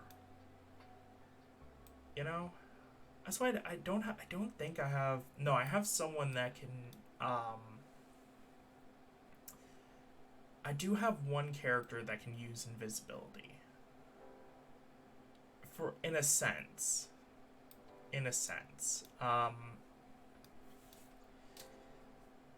They can project images around them to make themselves appear invisible. So technically they're more than just someone who can be invisible, and their power is not directly invisibility. It's, you know, spatial manipulation and things like that. I think spatial manipulation is a way too fancy of a way to say that, though. They can create images. Whereas, like, you know, I have which the funny thing is that, you know, if you have a character, in my case, I have one of my characters is blind. They're a genius and they're blind. So the interesting thing is that, like, they've developed their whole thing is that they develop tools to kind of help themselves be better and be more useful and make up for, you know, the fact that they're... Well, I say that's a bad way to put it. In their own mind, how I wrote the characters, that they're making up for what they lack by, you know, making these tools. And, you know, they're actually... They're really good in combat against people who rely on misdirection, because there's a character in the hero group who they have the ability to mess with people's minds and change what they can see visually in front of them, whereas it's different from the one that's the villain, where they change directly what is around them. This one kind of, if they look into your eyes, kind of like Genjutsu. Except in this case, there's no cool Sharingan, and it can affect multiple... It just affects multiple people, and they can all see the exact same thing. You know, I don't know if that's something... I hadn't watched Naruto either before writing this character, so that's my only saving grace. I watched Naruto last year, and I wrote this character back in 2017? I wrote this story originally back in, like, 2017.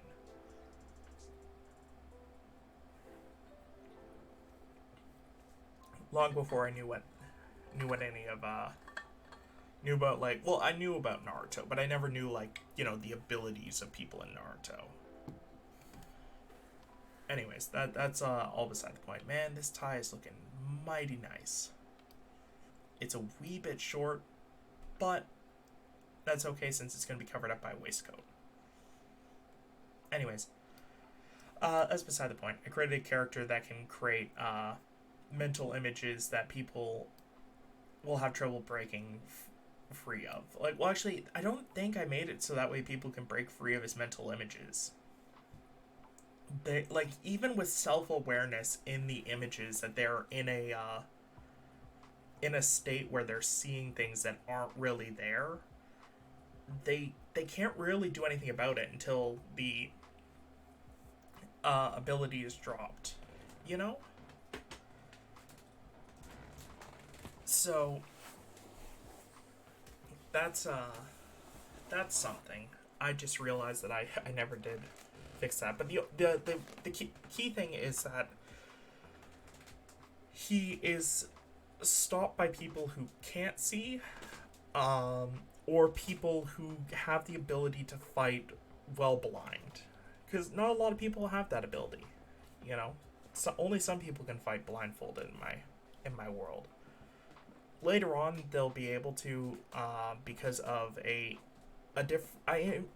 my initial implementation of the power system is like, there are 3 levels to powers. There is a person who has like just gotten their power. Then there is someone who, how do I put this? Who has a certain level of mastery over their power. And then there's someone who has regular, like, absolute, like, mastery over their power. Those are, like, at the beginning, the base 3 levels. And then I introduce awakened powers, where someone can change, or their power can change or develop further if the situations are right. Because I don't want things to be stale, and, you know, the best way to have power-ups is, in my opinion, is for the power-ups to either be, like,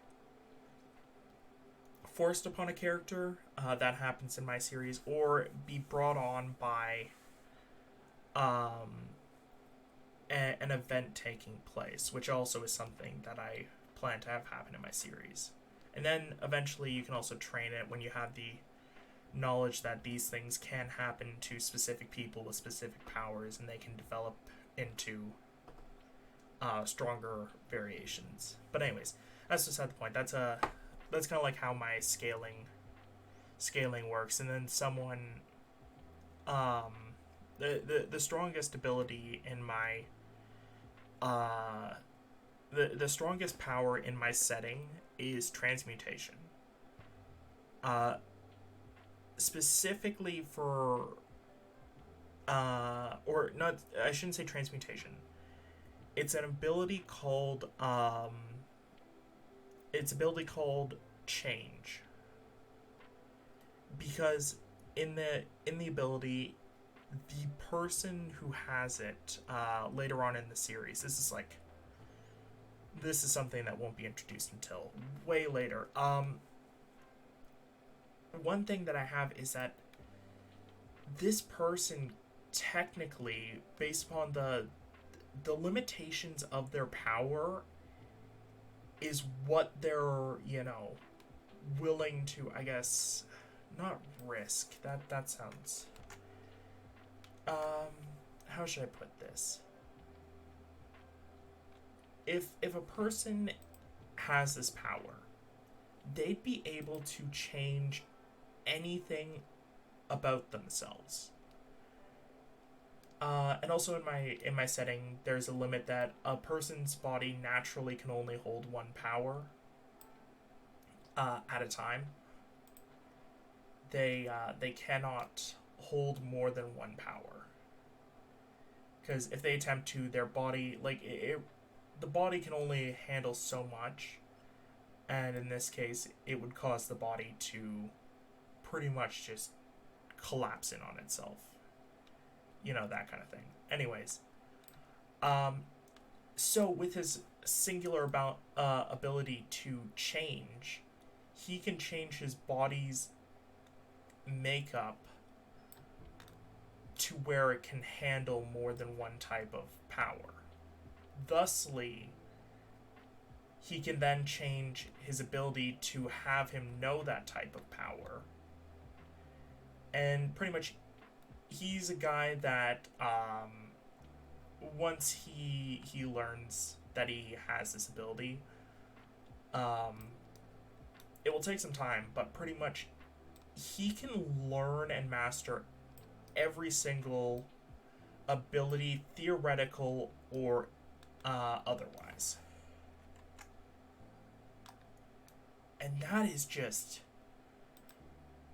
I mean, this is an end game level character. Like there is someone who would show up, not as like how should I put this? They're not going to show up and just save the day.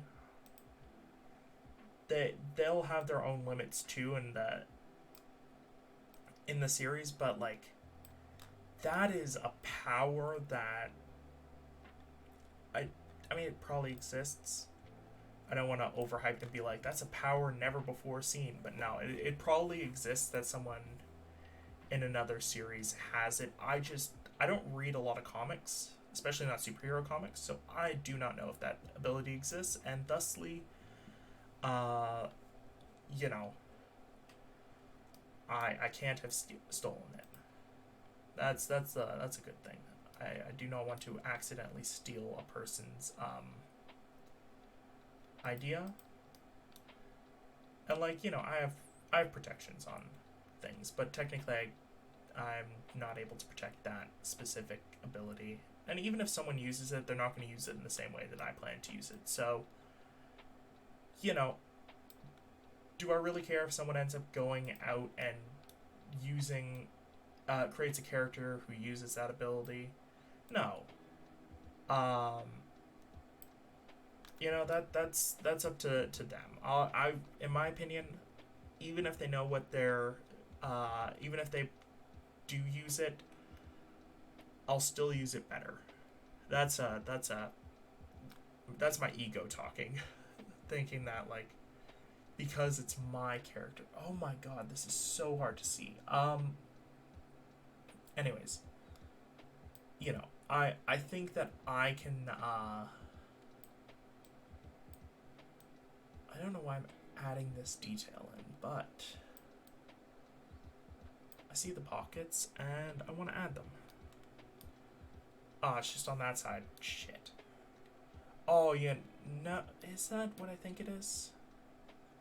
Like, I have a waistcoat myself. I have like a full blazer and stuff, but like, if I ever want to look fancy, though, honestly, I'd probably need to get a new one because I got it when I was I at my biggest? It's beside the point. I got it pretty much when I was at my biggest, and that was that's that. I didn't really. I needed it for a cosplay. I did a cosplay one time of Roman Torchwick because obviously, sorry, that was probably a bit loud. Obviously, as a redhead, had to go with it. I also, sorry, that's a completely different color blazer from the one that I'm talking about. Like I have a full white suit that and then I have a full navy suit. But I don't like the white suit. I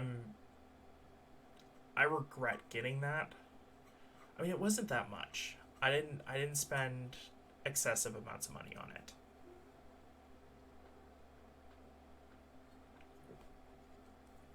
Which is good. I would have been extremely disappointed with myself if I'd spent more than I think I spent 150 on it for like a 3-piece suit. Or no, I think it was just a 2-piece suit. It was just the pants and the thing. and the blazer. But I only ended up wearing it for the one event, and now it's way too big for me.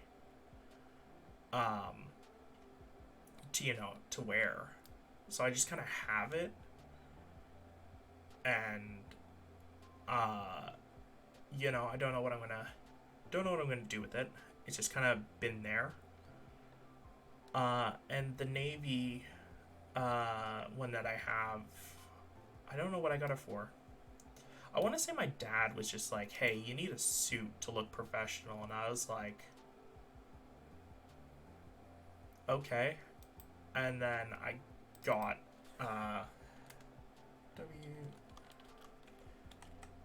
there we go, waistcoat color. And then I ended up getting one, and I was just like, okay, I now have this, and then never did anything with it. That's kind of like what happened with it. Ooh, that looks, oh man, so clean. I'm really digging the gray. Like, it gives me like private eye vibes, I'm looking at this and I'm like, my guy's gonna star in like a really like some 80s private eye thing where the guy's like all suave and stuff, and like helps out this this dame, using the terminology from back then, helping out a dame with her problems, and then eventually they fall in love in the end, or they don't, because it's like she gets caught in the crossfire, and it's a what could have been thing if only I'd solved this thing sooner, and then that kind of jazz, doing that whole thing. But I love the look. Very clean, very nice. I tend to wear darker colors myself. I tend to go with like the blacks, but I'll sometimes add in some white just for the contrast. I don't tend to go with grays. They don't look as good on me, but like the dark colors tend to really go well for me with my clothing. But yeah, that's all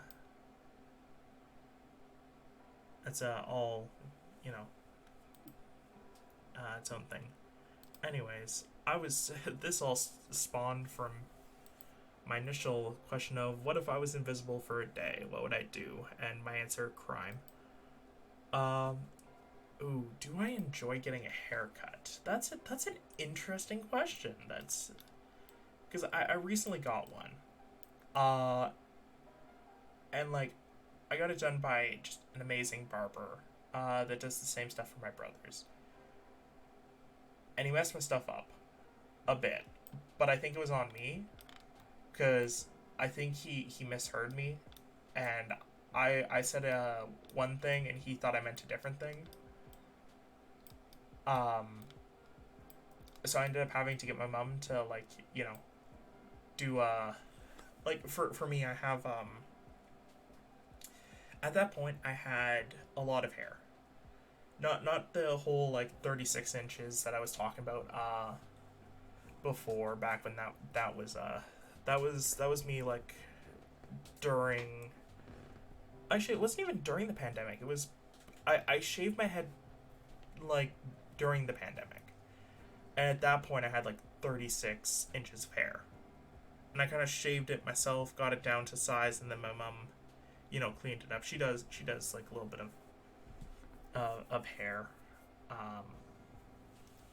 even though that's not her duty, but she does it for me because I like to jokingly say I'm her favorite son, because well, actually there's a funny story behind that. My exact reasoning for why I say I'm the favorite son, Because my mom says that she likes all of her children equally, right? And she has, she loves me and my brothers equally since the day that they were born. So my joke is statistically, I've that like all three of us were favorite childs after that day, which means that my head start of a couple years gives me the edge and thusly makes me the favorite child. Just for laughs. I only mention it when like I like I don't bring it up unless it's like in a funny context. Like I don't it, like I realize that I am 100% not the favorite child. But the joke is funny. You know, the joke is quite funny. Um, I think the hardest thing for me about like my parents being away is like for me I I guess I can be a little bit I'm annoying at times because I like to make sure that I talk daily lest I forget to talk and then realize that I have not talked to anyone in 4 days, and then I'm like I talk and then someone's like, oh damn, that was unexpected, and I'm like, I just forgot to talk for 4 days. Anyways, so yeah, I've tried to like make sure that I talk daily, lest I forget. And a lot of the time, I just end up making jokes because that's my go-to thing. It's um, you know, are all you know what? Actually, I lie. Um, I have made some very in my life. I have made some jokes that would be they could be offensive depending upon the context and the situation and everything. Like I obviously I don't make like offensive jokes just all the time, obviously. And it's I'm not I guess I should clarify, I also don't make jokes like specifically about uh one type of I don't make racist jokes. That should be clarified. Um but I'll make jokes about what's man, I'm trying to think of a bad joke that I made recently. Um I can't think of one.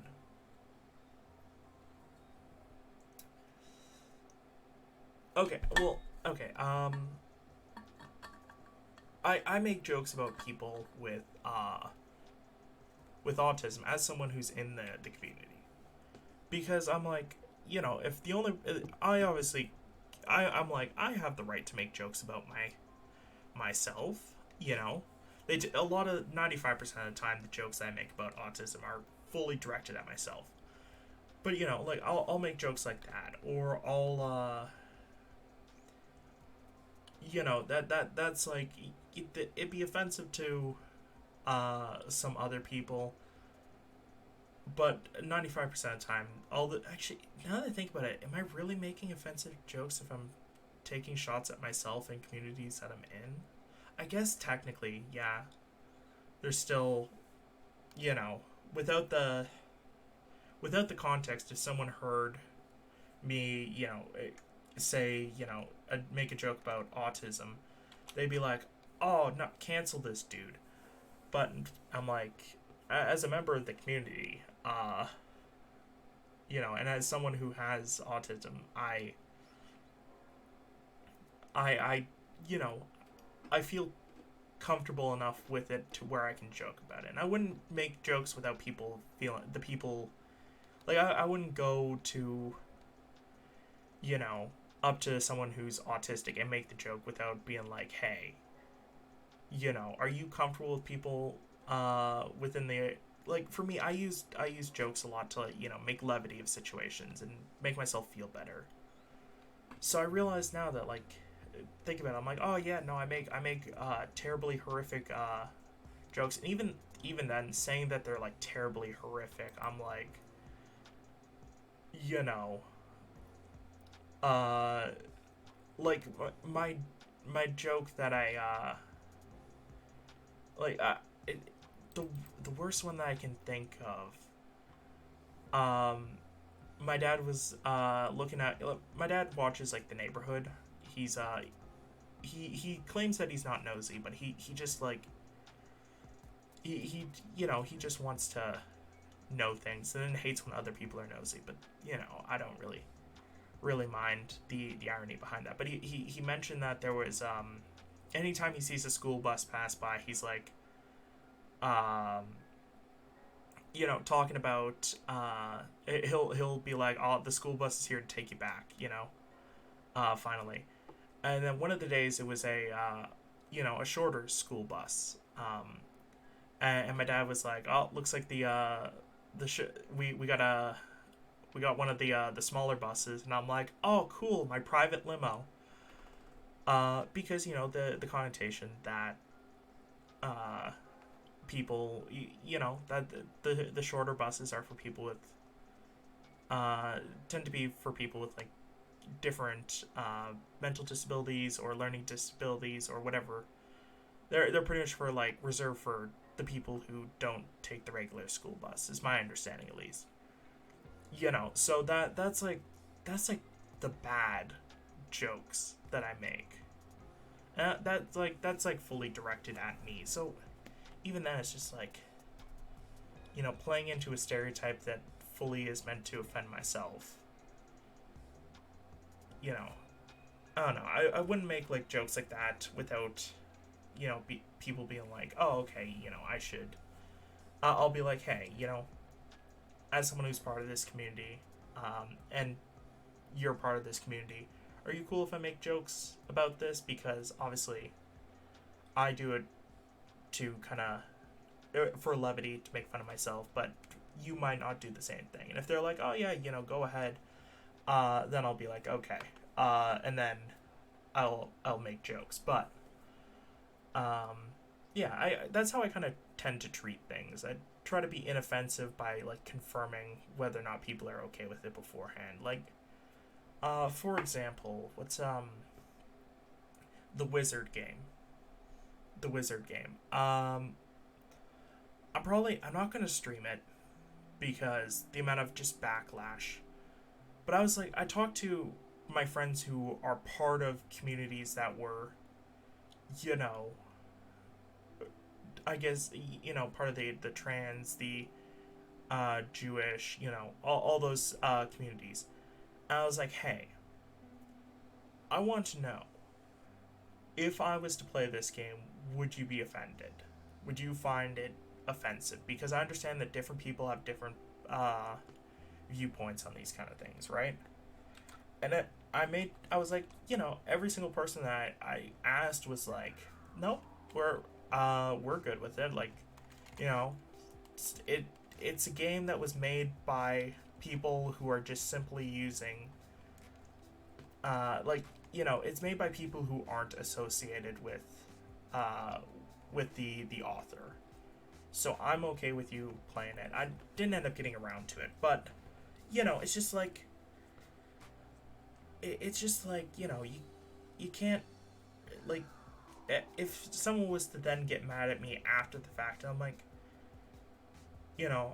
I'd just be like, well, I mean, the people in my life who would be affected by it, and the people that I know directly who would be affected by it, gave me the okay. Some people would just be like, it still doesn't give you the right, and that's why I won't end up doing it on stream. But I'd consider maybe down the road playing the game, because I do like I want to do like a wizarding thing. That sounds so cool, but it's got the negative connotations because of one bad apple. And then also people are like, some of them agreed with my other opinion that, you know, the author is just, the one person who has made it public, I guess, their opinions. And I'm like, realistically, with all the, rich and all the people like that are in charge, how many of them are really like, see, they just, the only reason we're mad at just this author specifically is because they're the one who made mention of it. Like, realistically, there's going to be way more behind closed doors, and that sucks that there are, but that it's just like, man.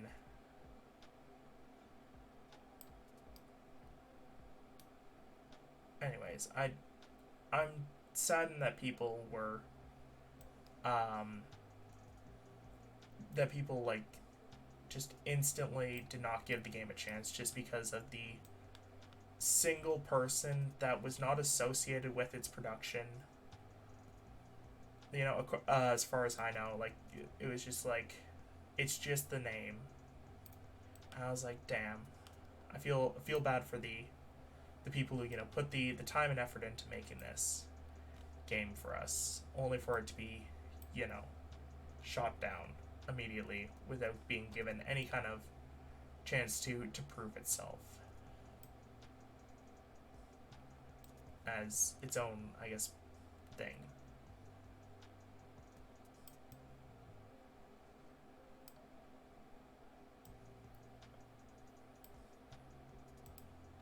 Yeah, and I feel comfortable talking about that now because it's, I don't even remember when the game came out. The past little while has been a absolute blur for me, but I'm just like, it just, yeah, it sucks that things can just immediately be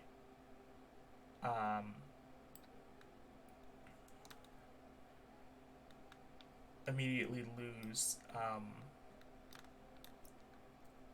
any chance of success purely because of someone else's actions.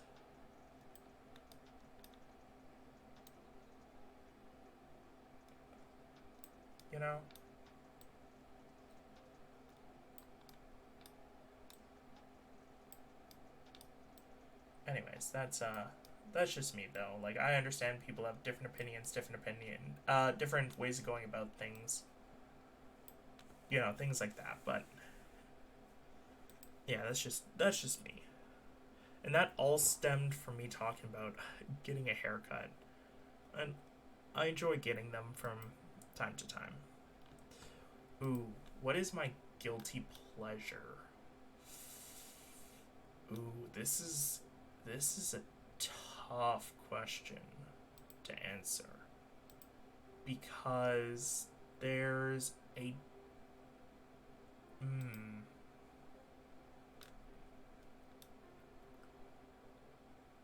Ooh, this is a tough question.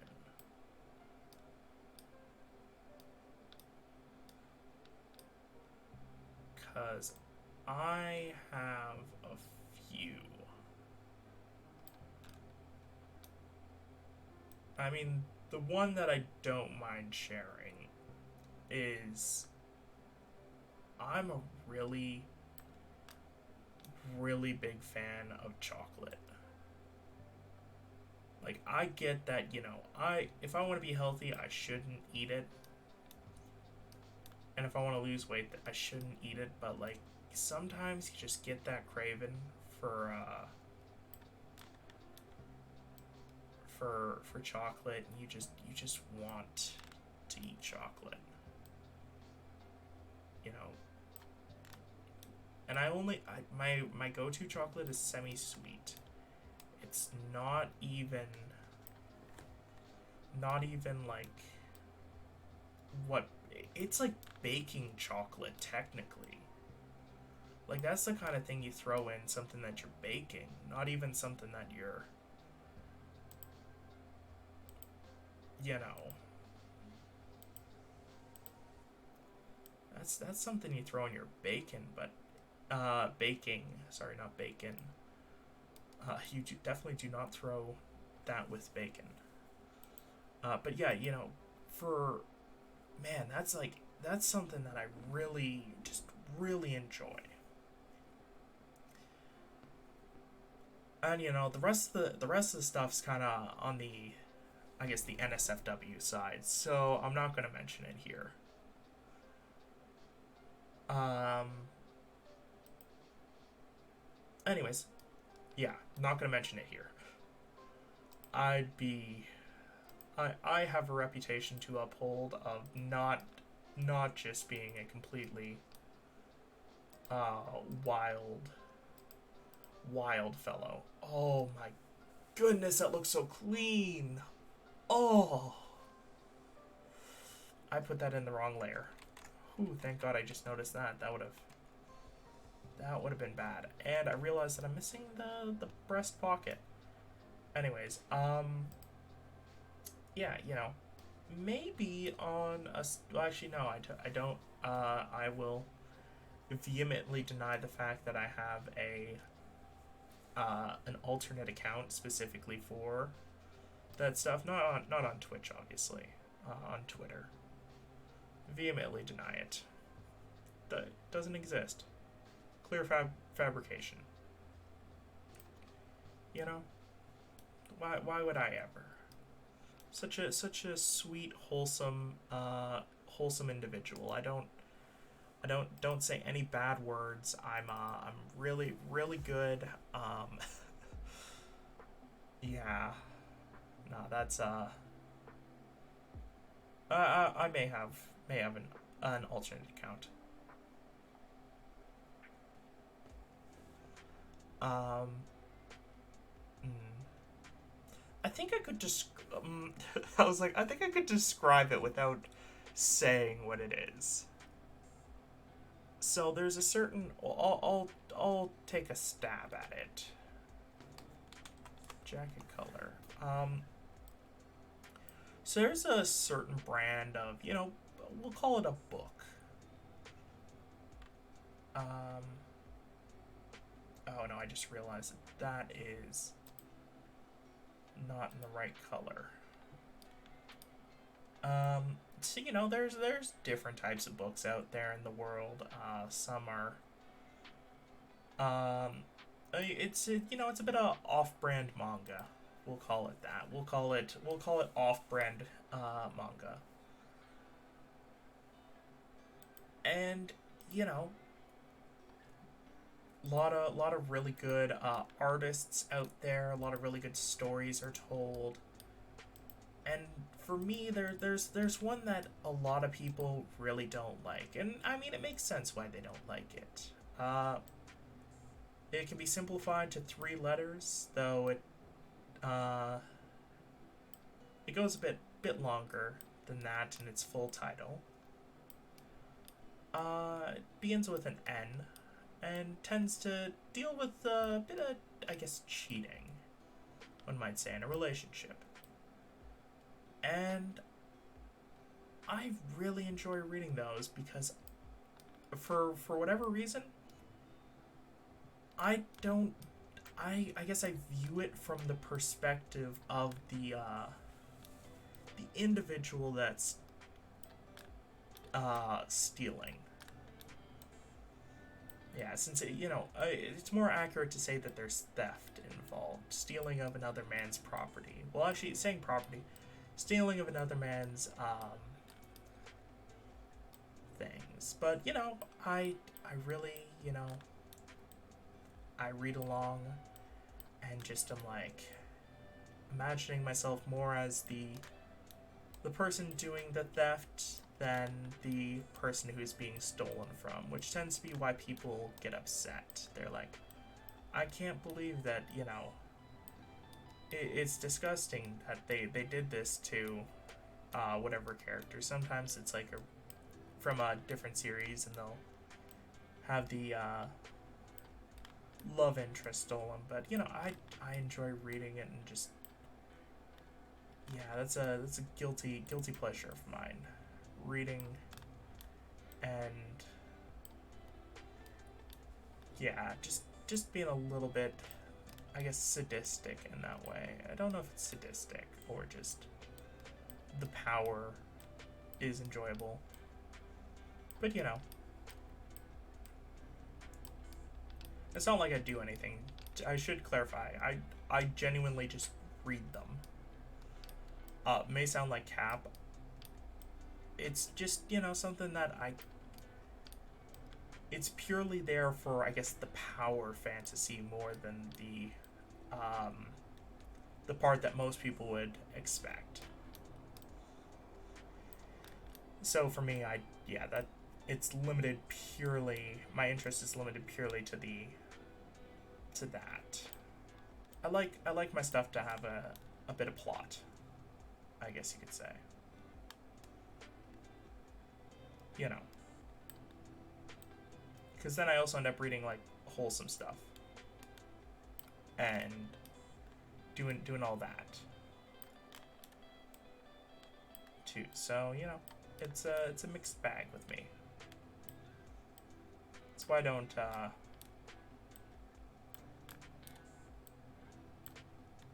do things, but a certain way.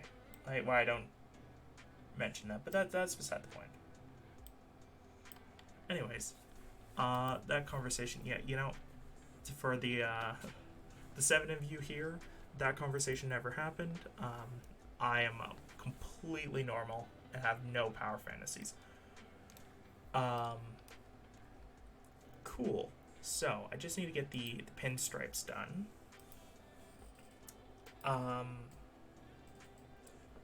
Ooh. That's an interesting question. What is the easiest money I've ever made?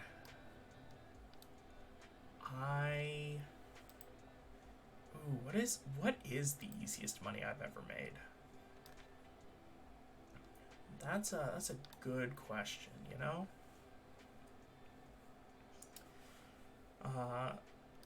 Complete 180 from before.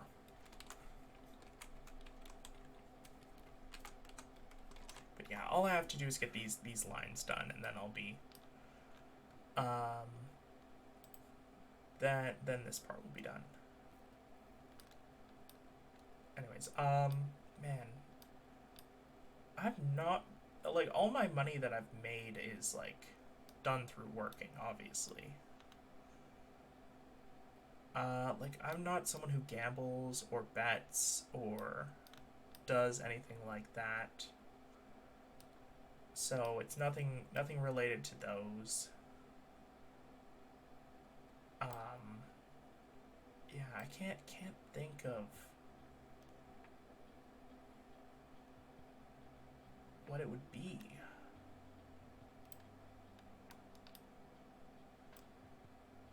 It just would have to be like doing lawn care for a neighbor for like a bit of money. That's pretty much it.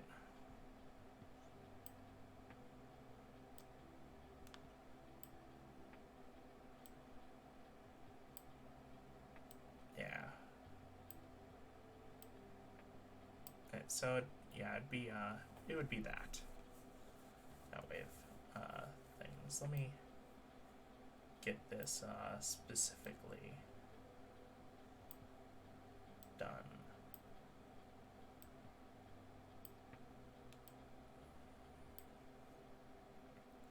Because, like, the only other thing that I can think of is, like, you know, I asked for a friend of mine for $1 once, and he gave it to me.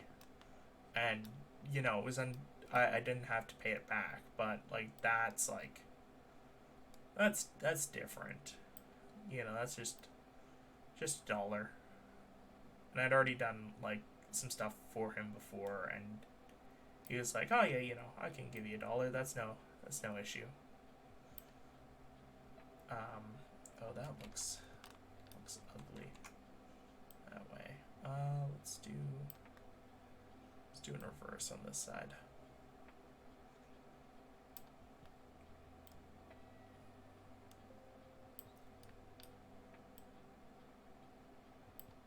Because, like, obviously, also I'm not counting, like, birthday money, because that's just money for existing, for suffering through another year of life. No. Back then, when you got birthday money, it was lovely. Ooh, this is an interesting question. Would I rather always be super late, slightly late, or super early? I'm a person who arrives like at my previous job. Like I arrived 30 minutes early. I didn't end up like I wouldn't work. I just kind of sit there until my shift started because I had to rely on transit. So I didn't want to have something go wrong and then be late. So I think I'd have to go with I'd rather be thing. Rather be rather be early than late. That was also, ingrained in me at a young age. It's better to be early than late.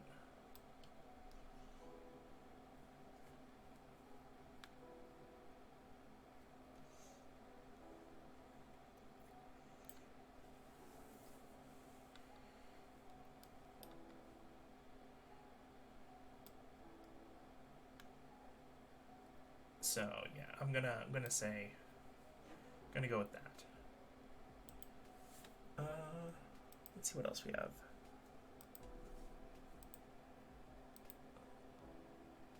Ooh, what is my dream job? Oh, this is interesting. Because my dream job technically isn't streaming. Streaming is something that I enjoy doing, for sure, but it's not my dream job.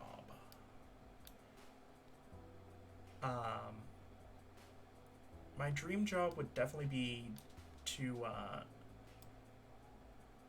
make a career in like producing movies and film, that kind of thing.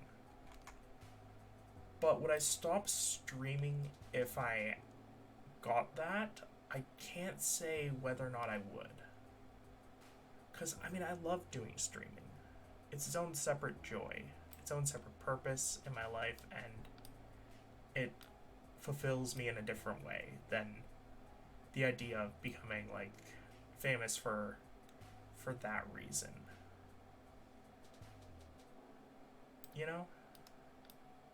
It's a separate thing.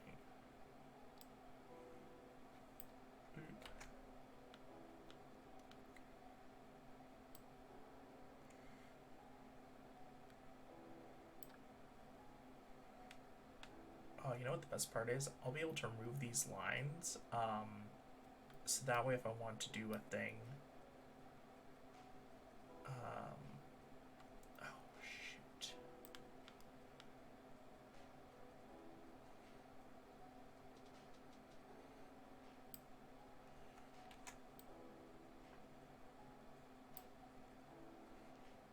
Okay, that's good.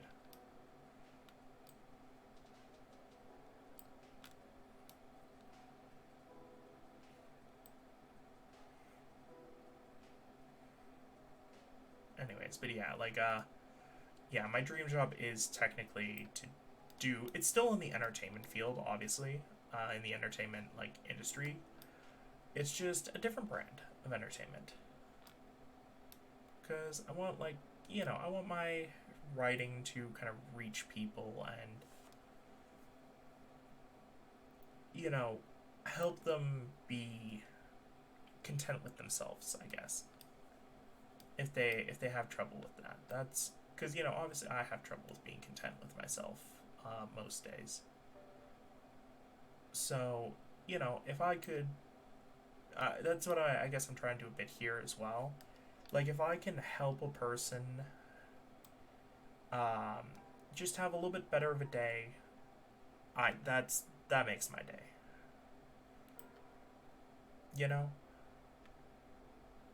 um, I like to provide a to provide for.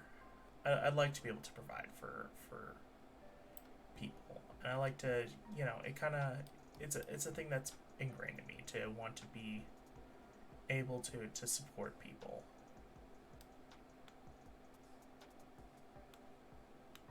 But yeah, that's just that's me. That's who I am as a person.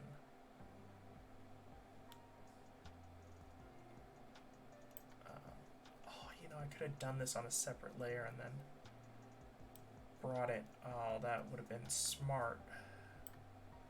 Instead, I'm going to have to do this the long way of adding lines every single time. But yeah.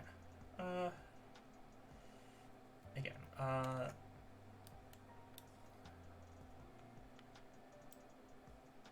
Yeah, it's honestly though, I'm already doing what I love. Also, I mean, I guess it's not my dream job, but a job that, like, my third job that I would love doing is the job that I had before this. Again, won't say the company. Don't want to,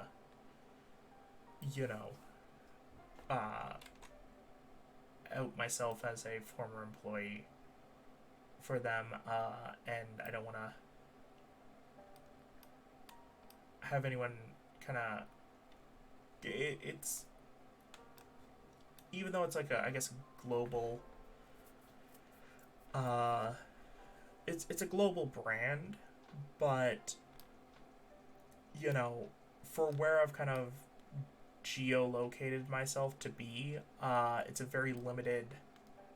Like, it's like one of a couple places I could have previously worked, and I just am like, you know what? I'll stick to not, causing grief for those people, because they were good people. Things ended amicably between us. So I'm like, you know what? Not gonna mention anything. That would.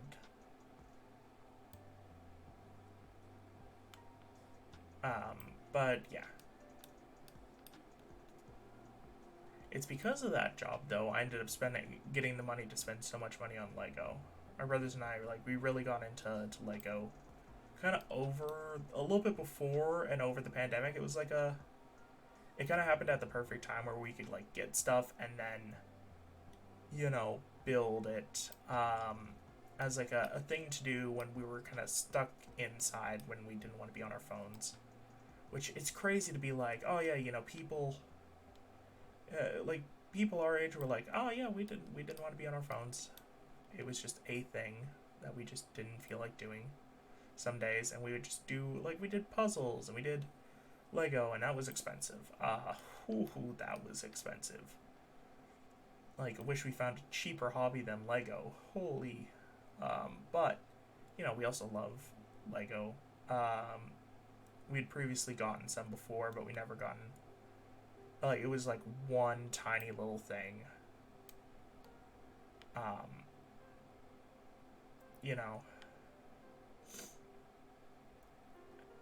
Oh, crap, I went up too high. Okay. Let me just double check. Okay.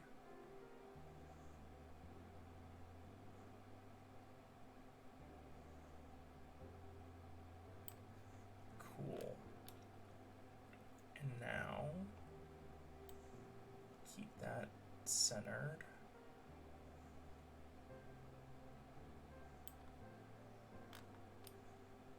Cool. I figured out an even better response. I for a question that was asked, or that was it came up twice yesterday for my random generator thing of what movie would I love to watch again. For if I was get my memory wiped and then watch it again. I thought of what series I would love to watch again. I would love to watch Steins Gate. That was an amazing series. and I haven't revisited it, and I feel like I could and have the same effect of watching it for the first time. Though I also did say Assassination Classroom, because it was one of the few things I've never. You want to know something crazy? I've never cried to a movie or to mainstream like a mainstream TV series. Like I've only ever cried to anime, which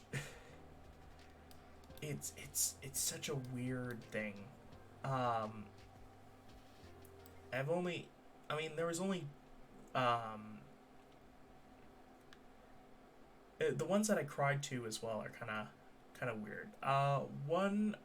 The first one obviously I've already mentioned is Assassination Classroom. That's one that I cried at the end. Beautiful, or well, I cried at an ending period, like an ending event, because technically there's like the little epilogue thing, but that's beside the point. Let me go all the way back up. Those are too tight together. There we go. That's more. Oh no! I went way too far up. Anyways, yeah, no, I really liked that, and then there was a scene, from, oh, what's it? How is it pronounced? It's Love Chubino and Other Delusions. There was like a one scene that was like visually so stunning that I ended up tearing up, and I was just like, holy shit! I've never teared up to never teared up in a situation like that, where it was because the style was so beautiful that it got to me. But anyways, those are the only two times I've cried. I'm an emotionless being. There's no hope for me. Anyways, that is not true. Don't worry. I have emotions. They just like I can kind of separate myself from what I'm watching to an extent, so I don't get affected nearly as much as other people. But yeah, like sometimes you do get, like, I don't like it. It's just those two. Wait, was there a third? I feel like there's a third that I'm missing, but I can't think of the third, and it's probably in like the same vein of like, well, actually, no, I've become more emotional recently. I guess I've become more emotionally intellectual. I think that's the term, where I've become more in tune with my emotions and have a better understanding of them, rather than before, where I was a little bit, I won't say emotionally stunted. That makes it sound worse than it was. Like, where I was emotionally distant and cold, and I kind of had this like, I really just, it was hard for me to care about things when I was in that kind of state, I guess. That's the best way to put it. So yeah, let's get this nearly finished, and then I'll do a little bit more art after this. But I just gonna need to like quickly refill my water before I do that. So I'll finish this off, quickly take a break, and then yeah.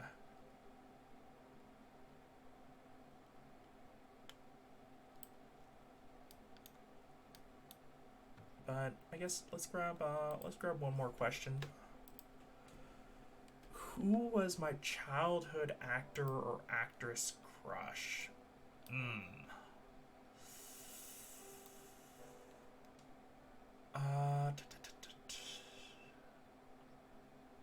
Like this feels like something I should know off the top of my head, but I just am like, who was it? Did I have one? I mean, I had to have had one. You know.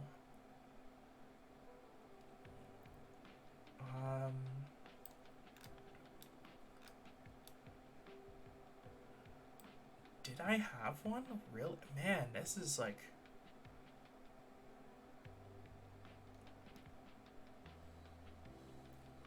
Because like I can think of characters, but I can't think of like characters from like animated series, you know. But I can't think of like a legit actor or actress I found that I had like interest in. That's crazy. Cuz like obviously, man, what what am who am I missing? Like there has to be like I'm missing someone. And I'm just going to like remember it later and be like them. That like that's who I was missing. I knew exactly who I was missing. But like, you know, you have your obvious for going specifically for characters and not for animated characters and not for real life people, like the proper weeb that I am. I'm not a weeb. I can't even joke that I am. Like I don't own any like merchandise or anything like that. That's not like my style. I don't like... The only reason I wanted to learn Japanese is because I considered the idea of traveling to Japan for a time. Like I was like, oh yeah, you know, it'd be pretty cool. Like that's a everyone has their one place, and I guess as someone who enjoys anime, Japan would be better for me to... Oh no, I did a mistake. Anyways, like I was like, Japan would be the kind of like, you know, some people want to go travel Europe for some time, and I was just like, you know, I'd love to go see Japan a bit, that kind of thing. Man, he looks so clean. You know, but yeah, like for me it was, yeah, Japan was up there, and I was learning it purely for the functionality of being able to travel there, also because I wanted to be able to watch anime without having to worry about the fact that like I don't like subtitles because I'm a person who like can't focus on both, so that's why I tend to listen to like watch dubs. But you know, oh right, I gotta erase this portion. This is on head. Oh,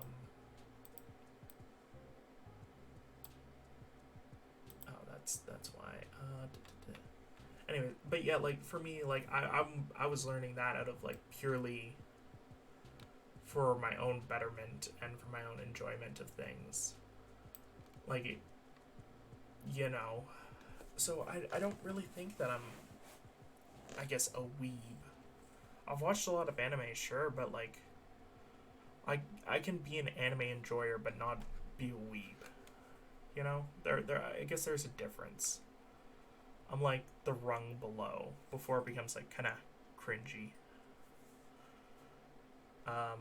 Anyways, that's beside the point. Anyways, what was the question that was being asked? Oh yeah, but for characters, I mean, I didn't even start watching anime until high school, unless you count Pokemon. Technically, Pokemon's an anime.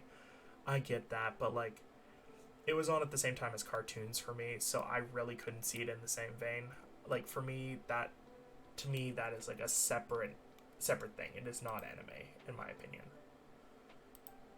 It's its own entity. But yeah, you know, obviously though, like for characters, Shell from Road to El Dorado, you know, Raven, Gwen from Total Drama Island, yeah, that those were my big three for interest. Anyways, let's do Perry Pin Suit. Yes. And now, I'd like to remove the lines from the jacket and just have it be very, oh, the pants lines are going to be there, no matter what.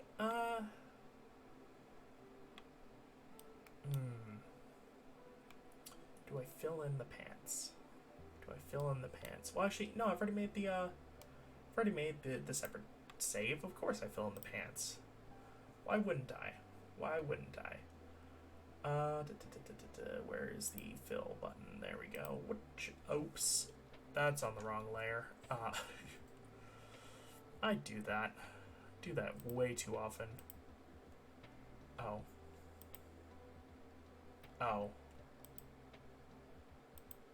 Oh, I gotta click on each individual. Well, I guess this is easier than thing. Okay. Click each individual line. Get him in his, what is it, Sunday best? You know, going to church. I haven't went to church in so long. I could not tell you when was the last year that I had went to a church.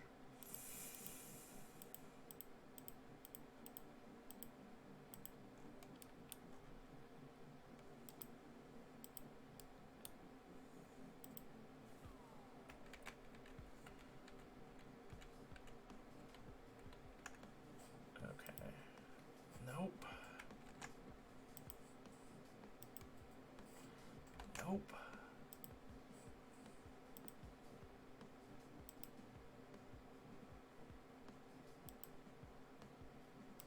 Anyways, but yeah, you know, for me, I can't remember the last time I've been to church. Like, after a certain point for me, especially, there was like, I knew everything that I need to know about church. I was just like, I knew, like, it was the same stuff being rehashed over and over again. I was just like, you know what? You know, I've learned all I can here. Later. And then dipped. Also, the church I'm at, shortly after I left, came to light that they had harassed one of the kids that I knew. There came out as trans, and immediately the family got like ostracized from the church after like a decade plus of being there. And I was just like, nope, I'm happy that I left. Because that was some bullshit. I mean, they hadn't even, like, they were just, like, there was already issues with them once they, like, the kid in question was, like, you know, started coming out. I was like, yeah, nah, I left at the right time. I have an uncanny ability to leave at the right time.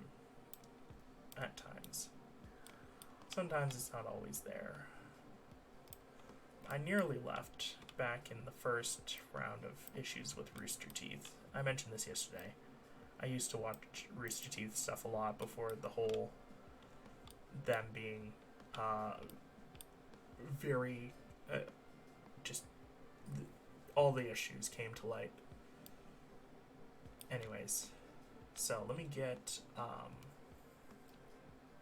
this saved. Save as Perry suit. And save. You know what? I won't save this one as a thing though. And get to posting it to Twitter. Cool. So, I'm going to be right back. I'm just going to, you know, gonna switch the thing over, and then I'm going to do a little bit of art for the side pieces, you know, getting those things done. Anyways, thanks for hanging in here with me. Hope you have a wonderful time, and yeah, I'll be right back.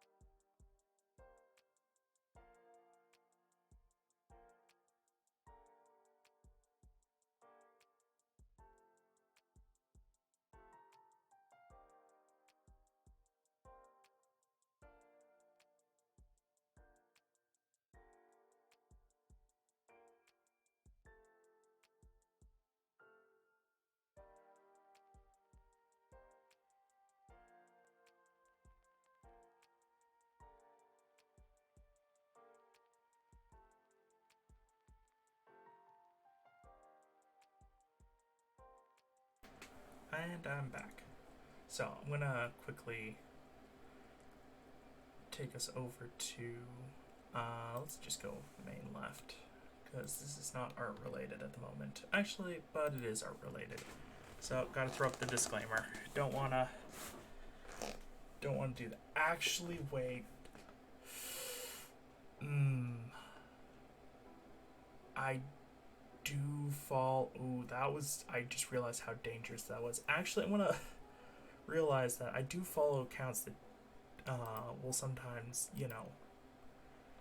post some suggestive stuff. So I'm gonna swap us over to the deck.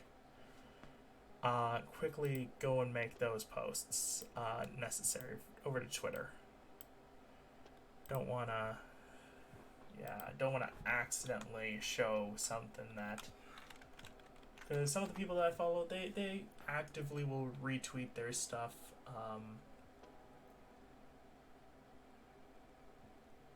Okay, thankfully there's nothing here. Oh, I have 4 new notifications. Wow. Okay. Well, now that I've confirmed that there's nothing here, all these awesome people have followed and liked my stuff. Cool. I'm up to 76. That's amazing. That is amazing. Okay, so let me get this tweet thing going. How do I do the Twitters? Oh wait, I gotta discard. I gotta go down to the one.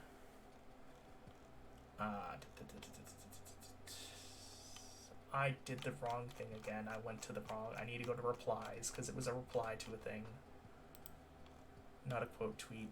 It was just a basic reply. Basic. Okay. Now I will reply to this properly.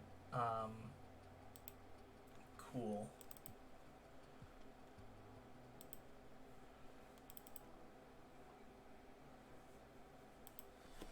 And I'll just put in as a non-artist. Here's my attempt.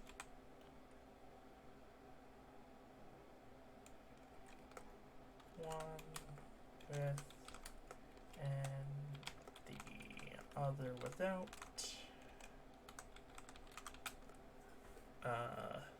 One with the other without. Pin stripe. Pin stripe.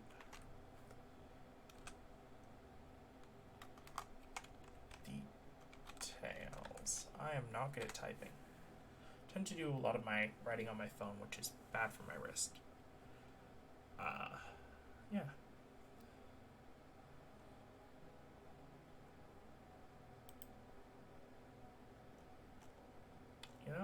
Looks clean.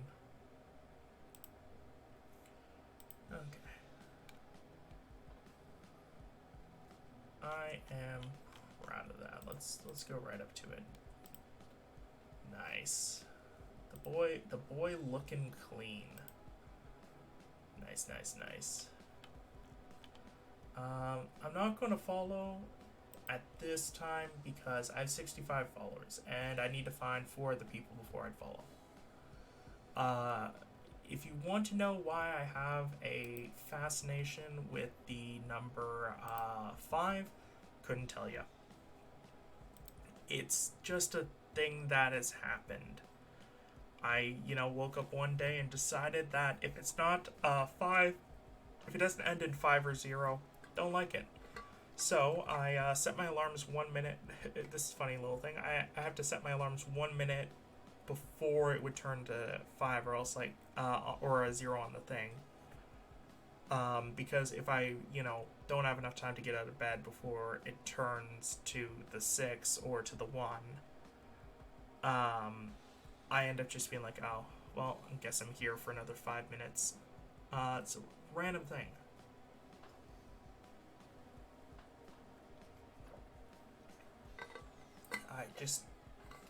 I'm stuck with. You know, sometimes you get those things and they just kind of stick with you.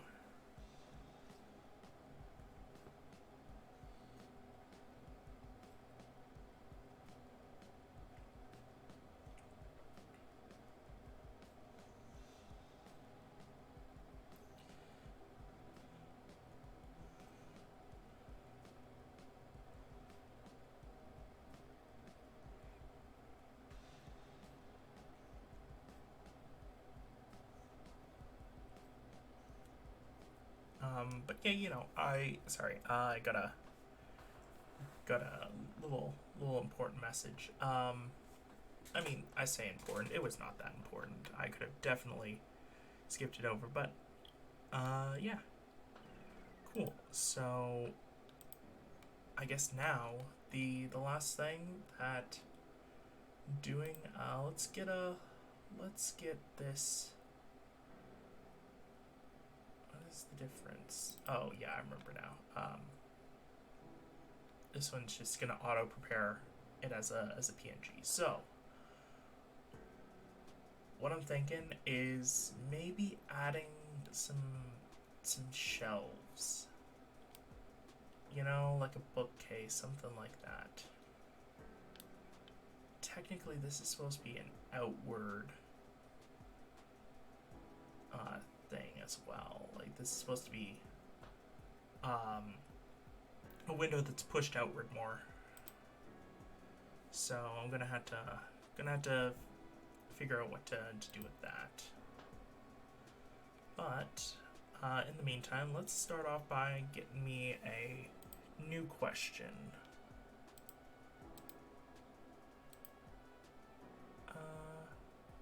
What is the most amount of people I've had on my stream ever? I think that was 14. I know that I've had up to 12. A lot of the time it's listeners more than viewers, and it obviously doesn't change the fact that you're here, you're partaking in the product. So, you know, either way, I'm perfectly happy, and I'm like just thankful that you guys, you know, show up and want to even, you know, listen in at all. So, you know, thank you for that. I'm gonna move this little bit over and add this bookshelf over here in the corner. Do a little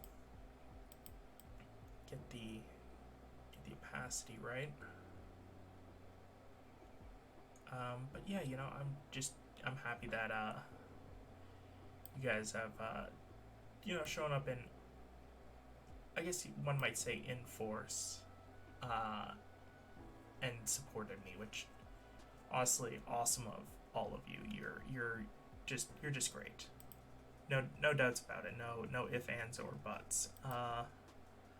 It's just, yeah, you guys are awesome, and I'm just so happy that you've selected me to be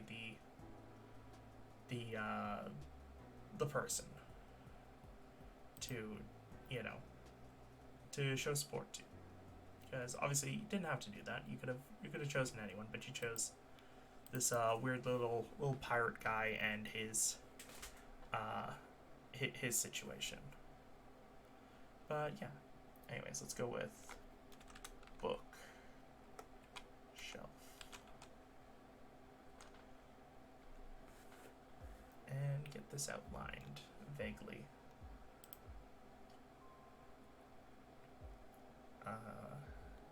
So actually, you know what? I need to change the aspect of it.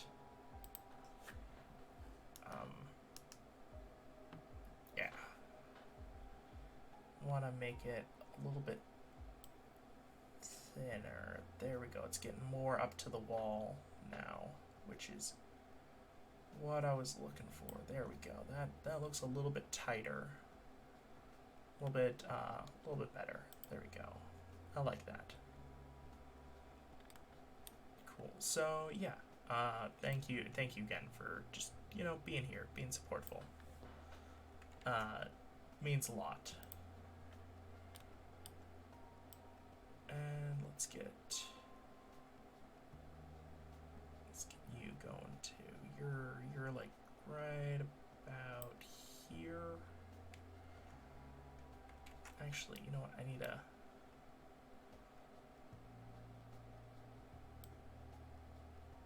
let me just get this going down to the floor.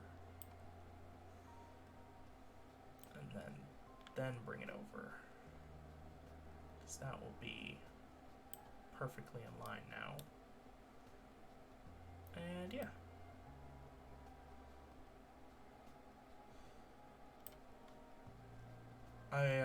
Man, I was really, I was, recommended, another streamer's, work. And I was just watching it and I'm like, I can't believe that, like, I'm like, man, I don't think I'm ever gonna get, you know, to that size or that, quality. It was like it was a best of series of clips, so clearly it was a little bit skewed towards being positive, but you know, I was just like, man, I'm never gonna, part of me was like, yeah, I'm never gonna be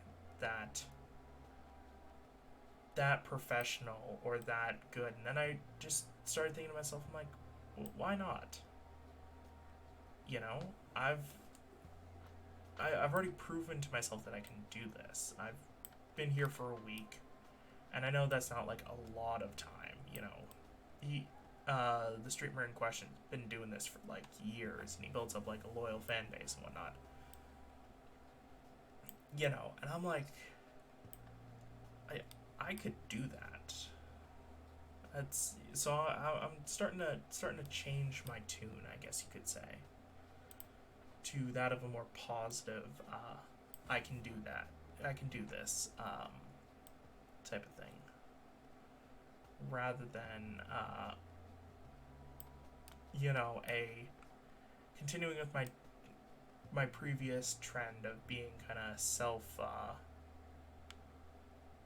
not self-sabotaging, because I was never like, well, I guess I was to some extent a little bit like self-sabotaging, because I, you know, for a little bit of time, I wouldn't, if it wasn't a sure thing, I would avoid the risk. But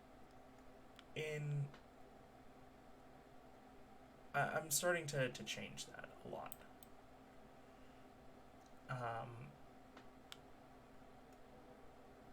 You know, because I want to be better, not just for myself, but for the people watching me. I actually should probably do like just a flatter top look to this, and then yeah, that'll be better.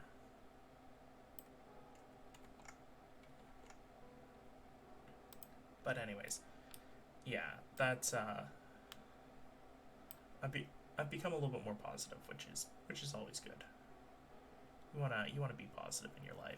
You wanna constantly let yourself be, you know, stuck down in a pessimistic attitude, because that'll lead you nowhere good. But anyways, yeah, let's get the other thing. What is my most used emoji? I do not use emojis. They're not really my thing. You know, they don't fit me as a person. So I tend to not use them all that much.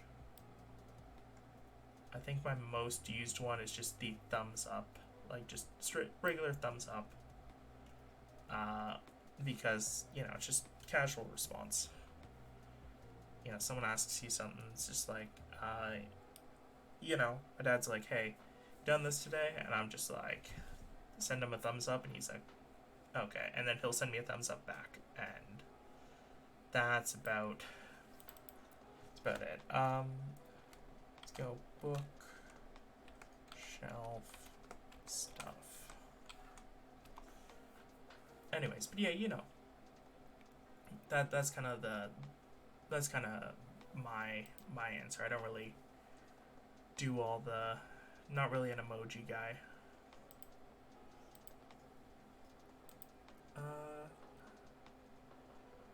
Ooh, I don't know if I've answered this one. What is something on my bucket list?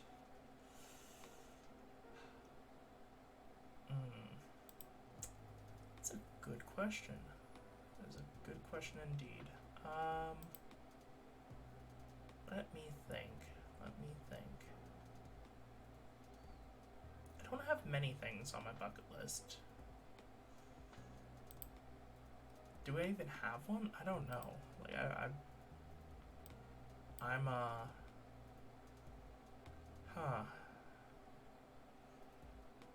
can't think of one. I guess travel to Japan. That's a goal. That would be on. I think that's on my bucket list. Yeah, travel to Japan. I'll go with that as my bucket list item. Cause yeah, it's something that I do want to you know, do in my lifetime.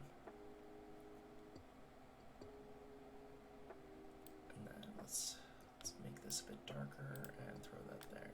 Nice. Oh, I forgot to do that. Forgot to do my usual duplicate, and then the as color, bookshelf color, and now I'll do that color, and then this color, and then that color. Nice. And then technically I should do interiors as well, which would also be in this color, probably. Because they'll have the shadow thing going on. Anyways. So yeah, let me get this stuff clean. But yeah, you know, I think that's like the biggest thing on my bucket list. Don't have a lot of goals, I guess, for the future, because kind of take things just one day at a time, and you know, kind of had that instilled in me from my previous actions, the previous actions of my past self, I'll say. Not the smartest person. I mean, I'd say not the smartest. I have a really good IQ for someone who's absolutely dumb. You know? Because, like, I did an IQ test, got my IQ score, and I just can't remember. I can't remember it off which number it is exactly. Because I know it's either 129 or 131. Both of them are good, but I think, like, one's the one that's, like, the... You know, I think the 131... the 131 is just me thinking of the number that would have... If I had, like, 132, it would have put me in a different bracket. I think that's why the 131 number is stuck in my head, but I feel like 129 sounds correct. I did get this done, like, a little bit ago. It was during the pandemic I got it done. But anyways, I'm one of the smartest idiots you'll probably ever meet. If my IQ is anything to go off of, though IQ, I don't think it directly quantitates like how smart a person is. It just kind of is a measure that one can have of maybe their potential. I don't know. If so, I start living up to my self-imposed nickname of the greatest waste of potential in recent human history, because man, a lot of big ideas sitting in this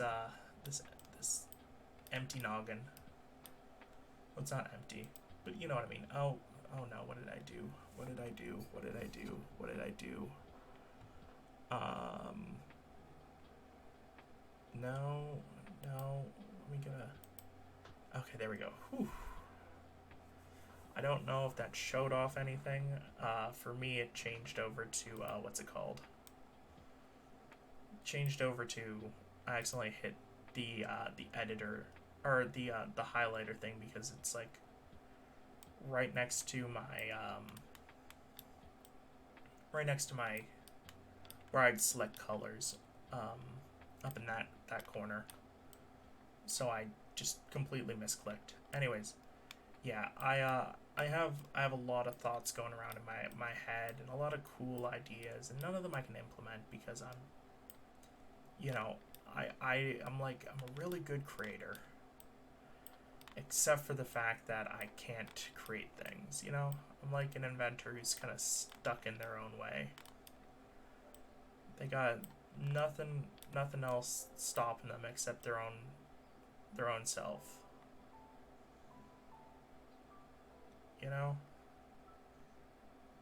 That kind of thing. Really wish it wasn't the case, but you can only can do so much, I don't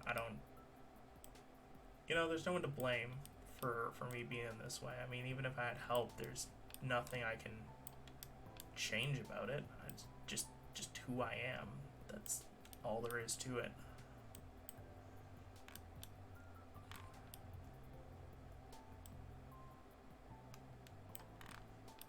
Anyways, yeah.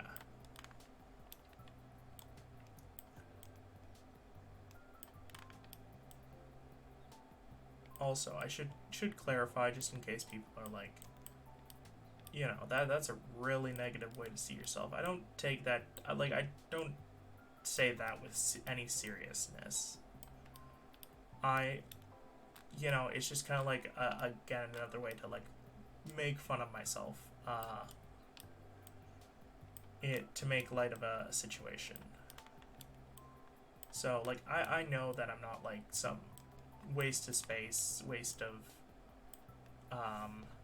whatever, like waste of energy, that kind of thing. I just, I'll say it just to make myself feel better, that like even with being I'll tell myself, even though I'm like the greatest waste of potential in recent human history, I still do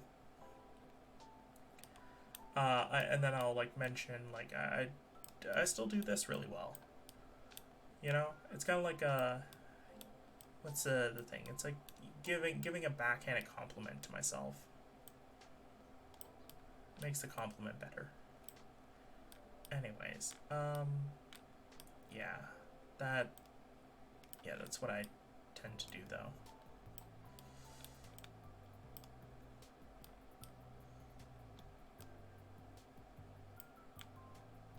Oh man, I completely forgot to mention, because I mentioned it yesterday. During the stream, my brother got me, wasn't even fast food. He went out and got food today, which is like my monthly time where I don't make the food myself, and like it wasn't even, it was nice chicken that he went out and got me, and I really enjoyed it. Really great, really great local place, but I can't tell you. Obviously, don't want to share a location.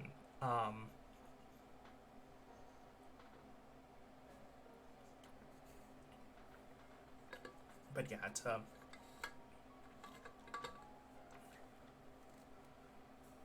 if there's one benefit to the area that I live, we have a very diverse population where I live. It's very, lot of diversity, and because of that, there's a lot of different like amazing food places that exist. Like, oh man, there was this one just amazing roti place that my mom and I used to go to all the time. You know, it was just, oh, it was amazing. I haven't gone there in a while. I'm not even sure if it's still there now that I think about it. It might have shut down, which is absolutely travesty. But you know, it's yeah. There's I'm a person, like, despite my very limited capabilities on what I can, I guess, safely eat without risking making myself sick. Man, there's just some places that I absolutely love. Ooh. Oh. Huh, this is interesting. Okay, so I switched the question again. I should clarify before I just start saying, ooh, this is interesting without any context. So the question it poses is what's it called? Blanking on the word. What cartoon character would I wish was real?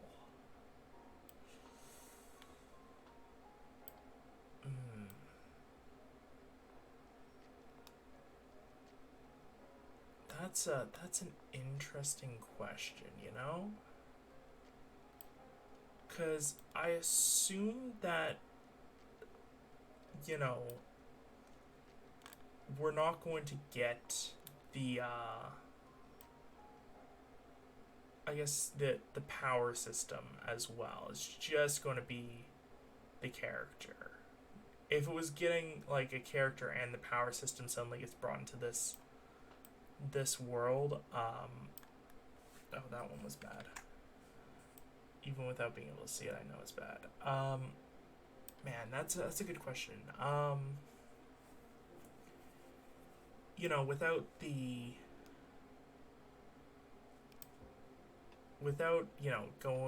choosing something where it's like, who would I pick?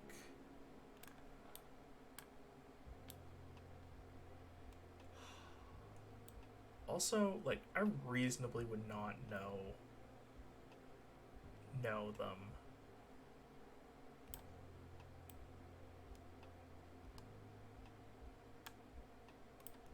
Like, you...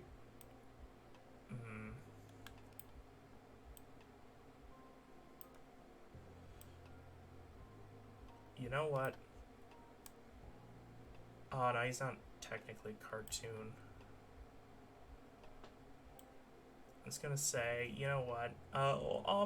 It's my question. I'll extend it to anime or cartoons. I'd like Straw Hat Luffy, just so that way he could overthrow the world governments. You know, that's a good option. Positive impact on the world. Just overthrow the world governments. That are corrupt, or that he finds corrupt. And, like, you know, what are they gonna do? They're gonna shoot him? He's made out of rubber. It will bounce off. You know, can't do anything to him. So I'm gonna go with Straw Hat Luffy. Give him that. Give him a world to fight for, and people would, like. I feel like people would totally be down with, you know, supporting him on, like, Twitter.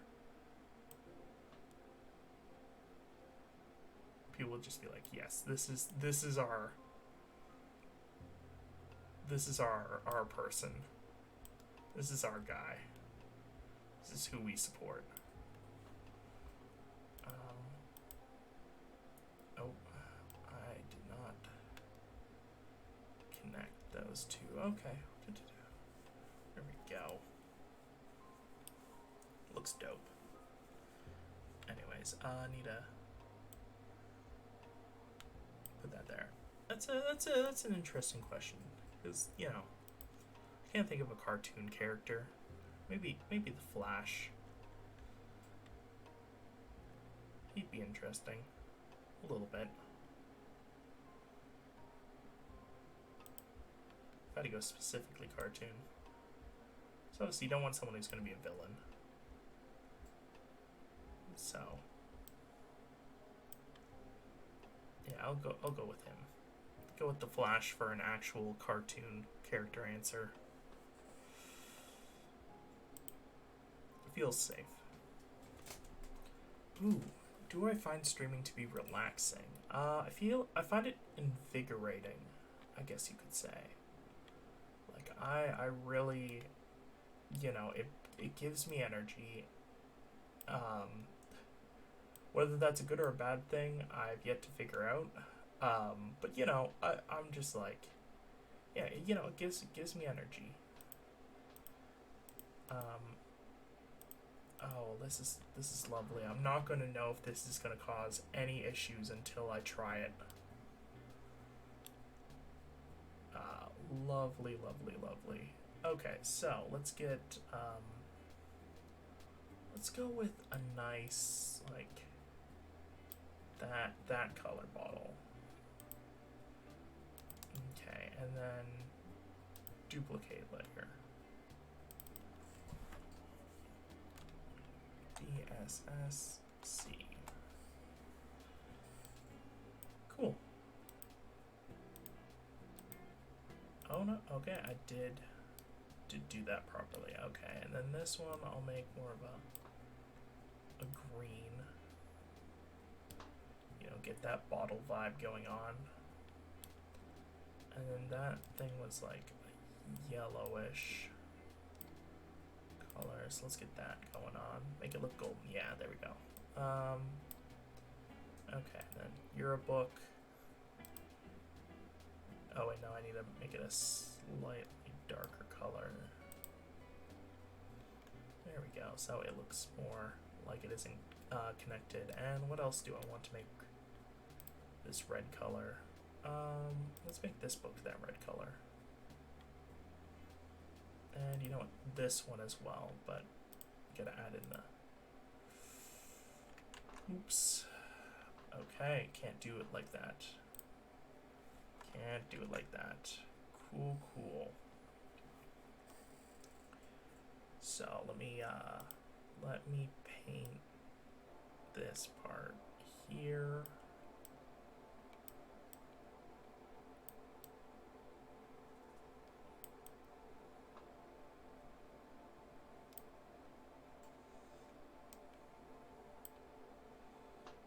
And yeah.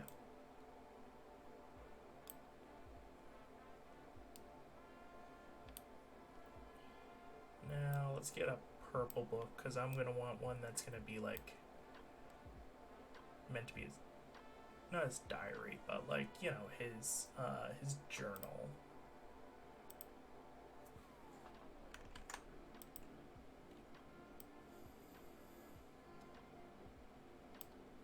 Okay, and now I'm going to fill this thing in right here again.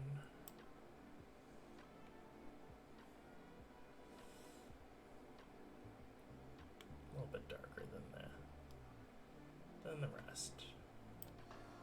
But yeah, looking fine. I'm gonna do a little thing over here and then a black line there like that. Okay, cool, cool. That looks good now. But yeah, getting things moving along, and yeah, looking good.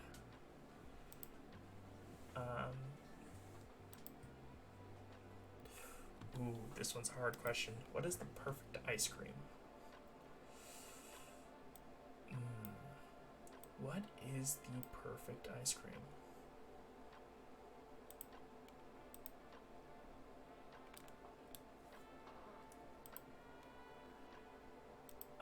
Because, like, for me, I have a few favorite flavors.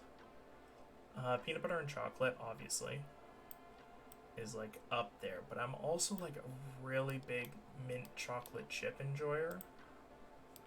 Like, that's, I know it's very touch and go for some people. Like some people love it, some people like absolutely despise it with every ounce of their being. I'm one person who absolutely loves it. And then there was this. Okay, I can't name the place now, because I don't again can't. Oh my God, there's so many places around me that serve really good ice cream. But there's this one place that, well, actually no, it's not even local technically. Because I had to travel to get to it. It's in downtown Toronto. As I've mentioned, I'm Canadian and I'm from the.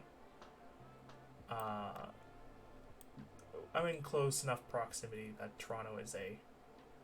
Like, I'm in the. I guess, is it the Greater Toronto area? I don't know. But you know, it's close enough where I can travel to there for work via transit. But anyways, that's beside the point. There's this place near. Oh God, is it Spadina? Station. It's like, oh, it's in like very central area of downtown. Called Greg's, and they have amazing ice cream. Amazing ice cream. There was this one. They like do different flavors. I don't even know if it's still there. Honestly, it's been years, like literal years since I've been there.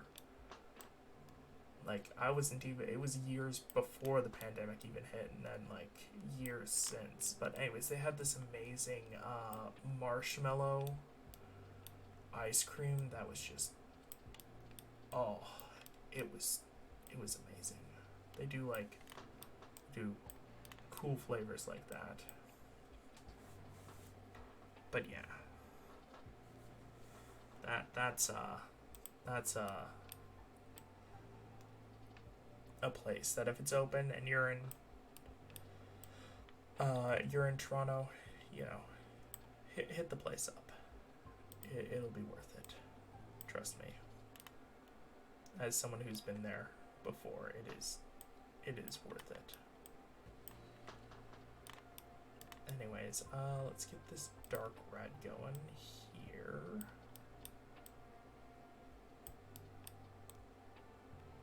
And yeah. Oh, I did that wrong. Okay, there we go. Now I can.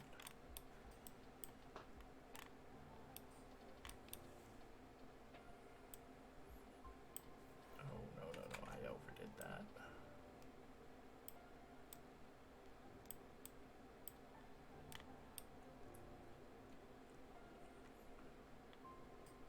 But yeah, like there are some places like I'll make it trips into downtown, and trips into Toronto in general, because I mean there's more to Toronto than just the downtown. Obviously, you know, there's it's a whole city, and some people think that it's the capital of Canada. It is in fact not, even though we have a lot of stuff.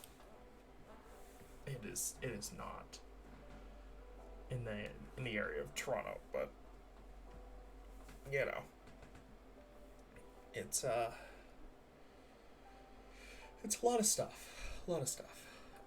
Anyways, let me get a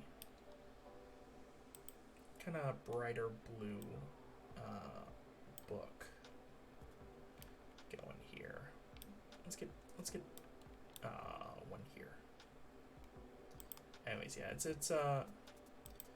beautiful time when you're, if it's short term, it's beautiful down there, but if you're long term, you probably have different opinions, because like in my case, I travel in versus like live there, so it's a lot easier for me. Let's do,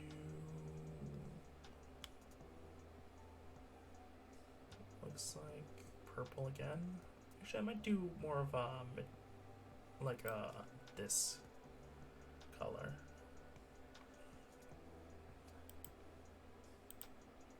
Yeah, that looks cool. Nice little hot pink action. That's a little bit less than like usual hot pink, but looking good. and then make it a tad bit darker for this purpose. Let's pray. Nope. Frick. Okay. Yeah. But yeah, my dad worked in the city, which is why he doesn't like being near it. But he worked a lot longer than I did in the city, so you know.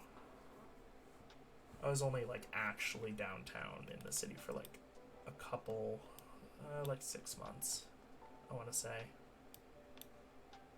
And then like my other jobs have been like, well, actually no, I was downtown for, actually was it closer to a year of work? Actually it was a year of work. But anyways, that's beside the point. Yeah, it's sometimes it's a really, really cool place. Other times you really don't like it. It really depends upon the person. For me, I don't mind it. Don't mind the travel, the commute, all that kind of stuff, because it's like it's some time. You know, you commit like a couple hours just to get to work each day. It's like, it's rough. But I don't mind it too much. You know, I want to make this darker.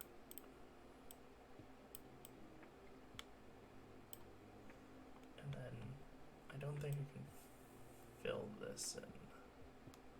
Oh, I could have. Let's say that's the edge of this book. Anyways, but yeah, you know, traveling into Toronto aside, for it, you know, it's decent.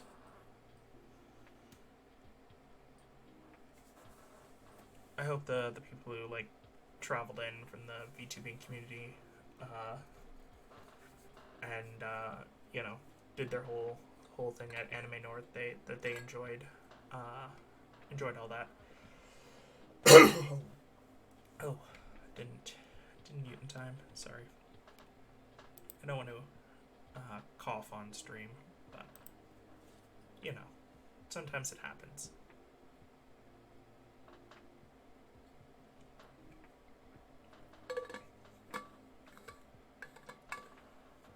I'm gonna set goals for the follow-a-thon. I gotta do that. That's gonna be. Oh, I'm gonna have to set up. I'm gonna have to set up a bunch of stuff for that. I do like this though. This gives the room more. It feels more lived in, I guess you could say.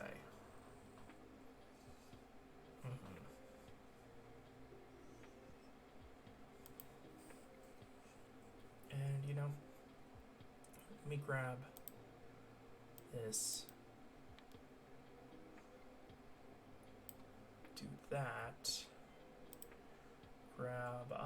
Let's grab a tool.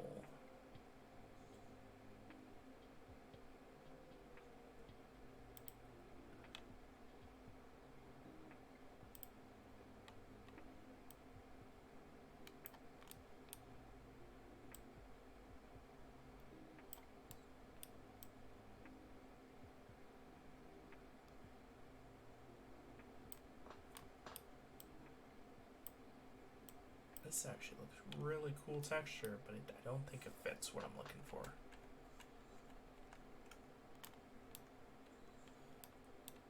Unless I just specifically do it in here.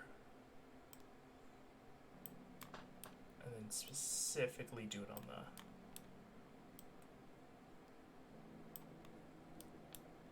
on the sides, you know.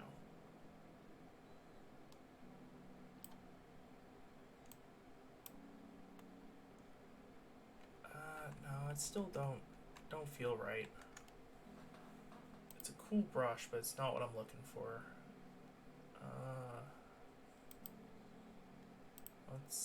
Ooh, this is rather large.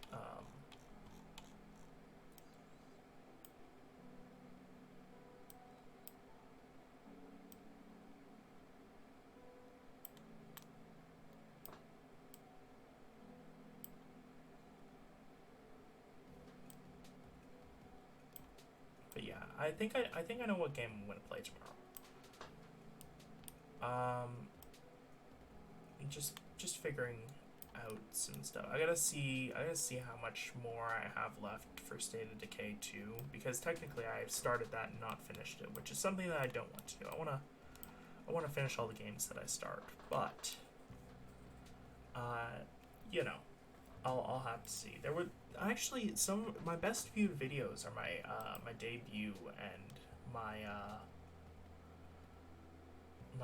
my debut streams, which were, you know, centered around State of Decay, which is very cool because I did not expect that. I was like, okay, this is a game I'll play, and then, you know, not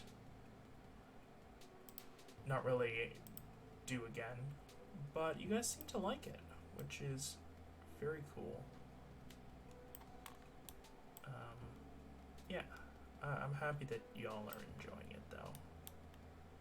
Makes me feel good that you're interested in kind of the same content, because, like, I played it mostly because, one, I'm really into zombies, and obviously State of Decay 2 is about, you know, infected.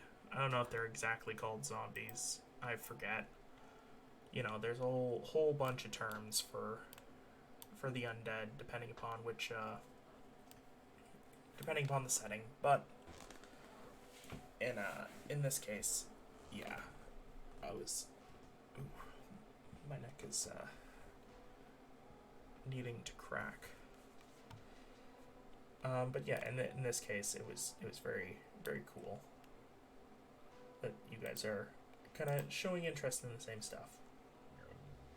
And then, you know what? I'm going to put the map. The map is what I'm going to add. Let me get it moved. Let me get it in the right spot.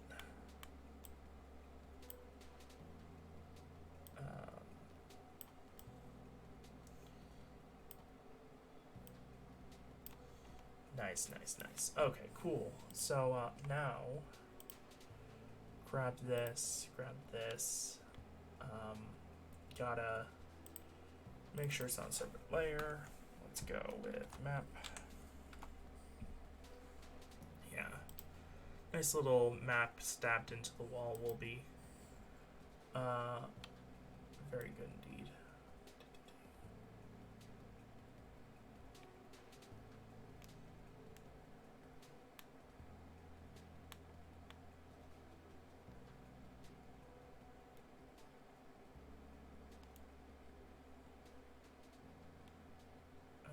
I'll add in the dagger after the fact.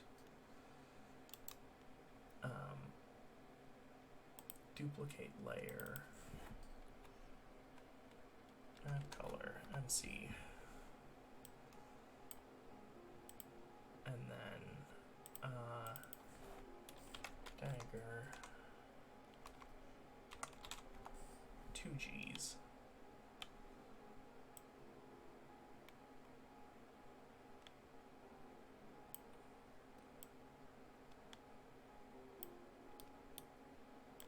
And yeah, let's get this little bit done before call it a night. That seems, it's like once we finish this, it'll be a good place to end off. I actually do it a bit sharper than that.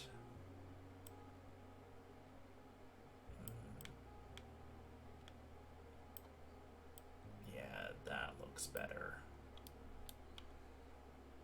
And then nice. Well, actually, no. I want here and then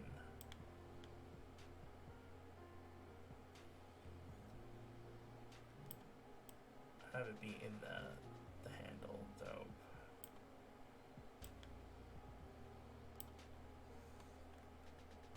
Okay, cool. There we go. Dagger. I probably should have done it on a smaller... Actually, you know what? I'm going to redo that again, but on a smaller pixel. Because that's probably, yeah, it's probably going to make it look better. And I'm going to use... why am I not using my tools that are at my disposal? you know, I should be doing that. Yeah, you know, get this finale done right. Then put this like here, here, here, and then I'll round it in a moment.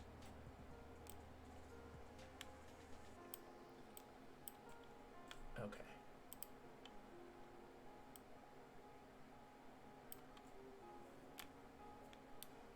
Cool. And now I can duplicate DC dagger color. Then I'll have to add shadows as well, but that will be something I can do real quick. So let's let me borrow this silver color. Very cool.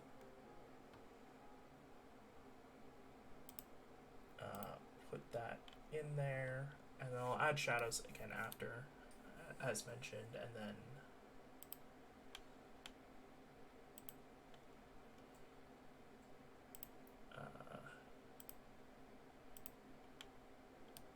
cool, and then grab this color.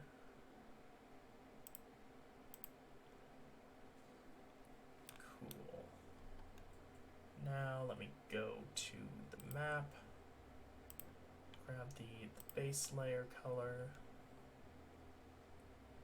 and hit fill. There we go. And then I'll add my own custom little doodles to it, because I don't want a map that's like exactly matching that one. That would be very uncool if I chose to do that. I'm okay with like doing basic outline copying, but you know, I don't want to go and just overdo everything. Okay. Map shadow. I now need to add this in behind.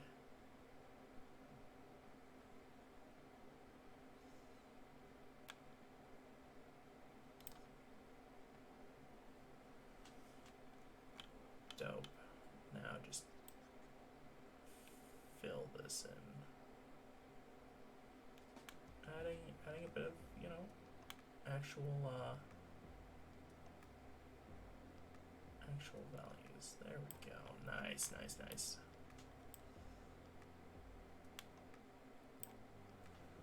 And then let me just place this little tidbit here. Cool. Now I go back to the map. Make sure that that's all correct.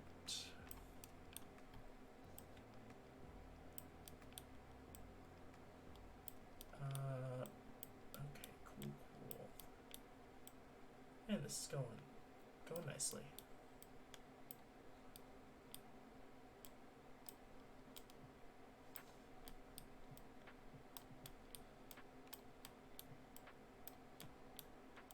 But yeah, I will announce what game I will be playing tomorrow over on Twitter. So, you know, for those of you who aren't following and just kind of listen in, you'll be able to find out there. If you want to, you know, continue to see more of my content. It will probably be like one of like 2 games. Actually, no, I can't say that. I have a few ideas in mind, so I'll have to post it to Twitter, but you know.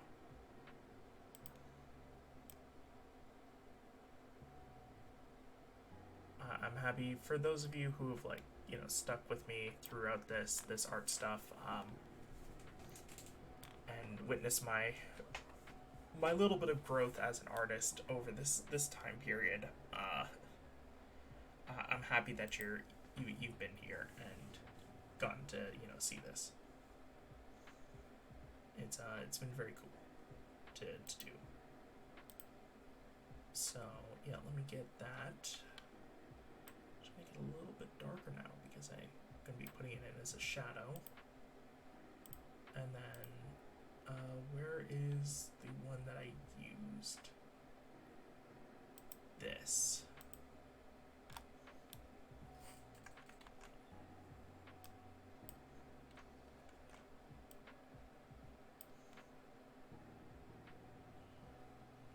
Oh, that's why it's like absolutely massive.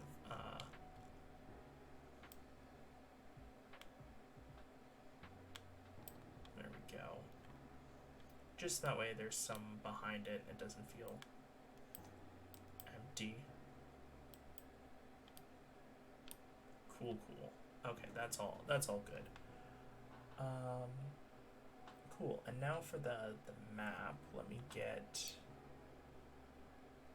this color,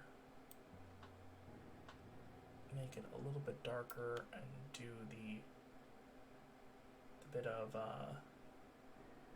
not this, do a bit of that. We'll bring back up the reference art so I can get like the general shape of the shadow going. I just realized that that's not going to be on the right layer at all. Okay, so I'm gonna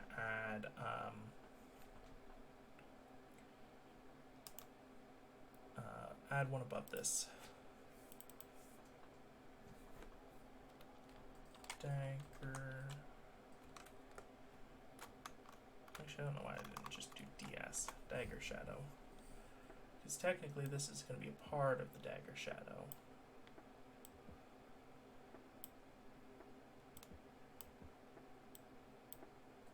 So let me, put it out there.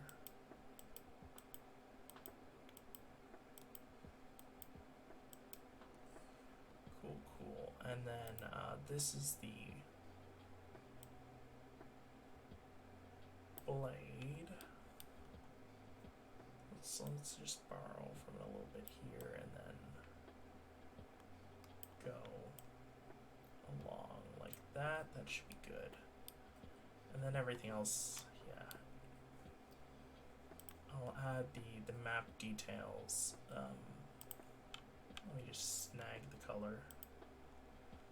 Okay, cool.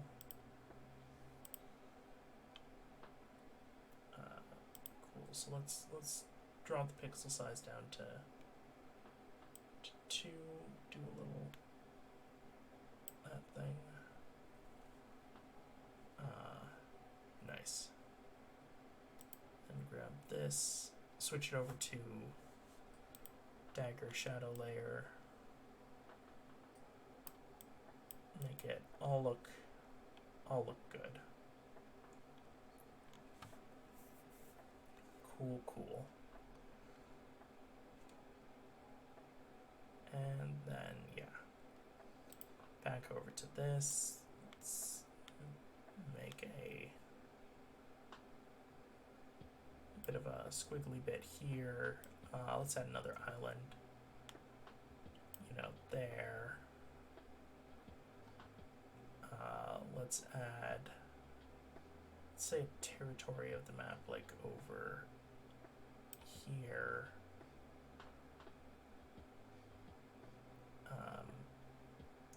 And then let's add like a specialty kind of shaped vaguely like a bone, but like with a point, so it's like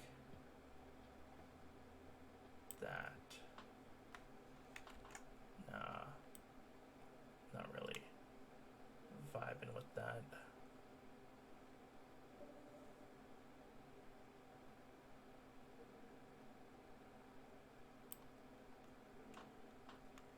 For its 2 humps here, it's going to be called Camel Island. I like that. Seems very good for this, and then like over here, maybe something more that's connected to the landmass. Oh, shoot, I have it on the wrong layer. Well, now I have to be more careful.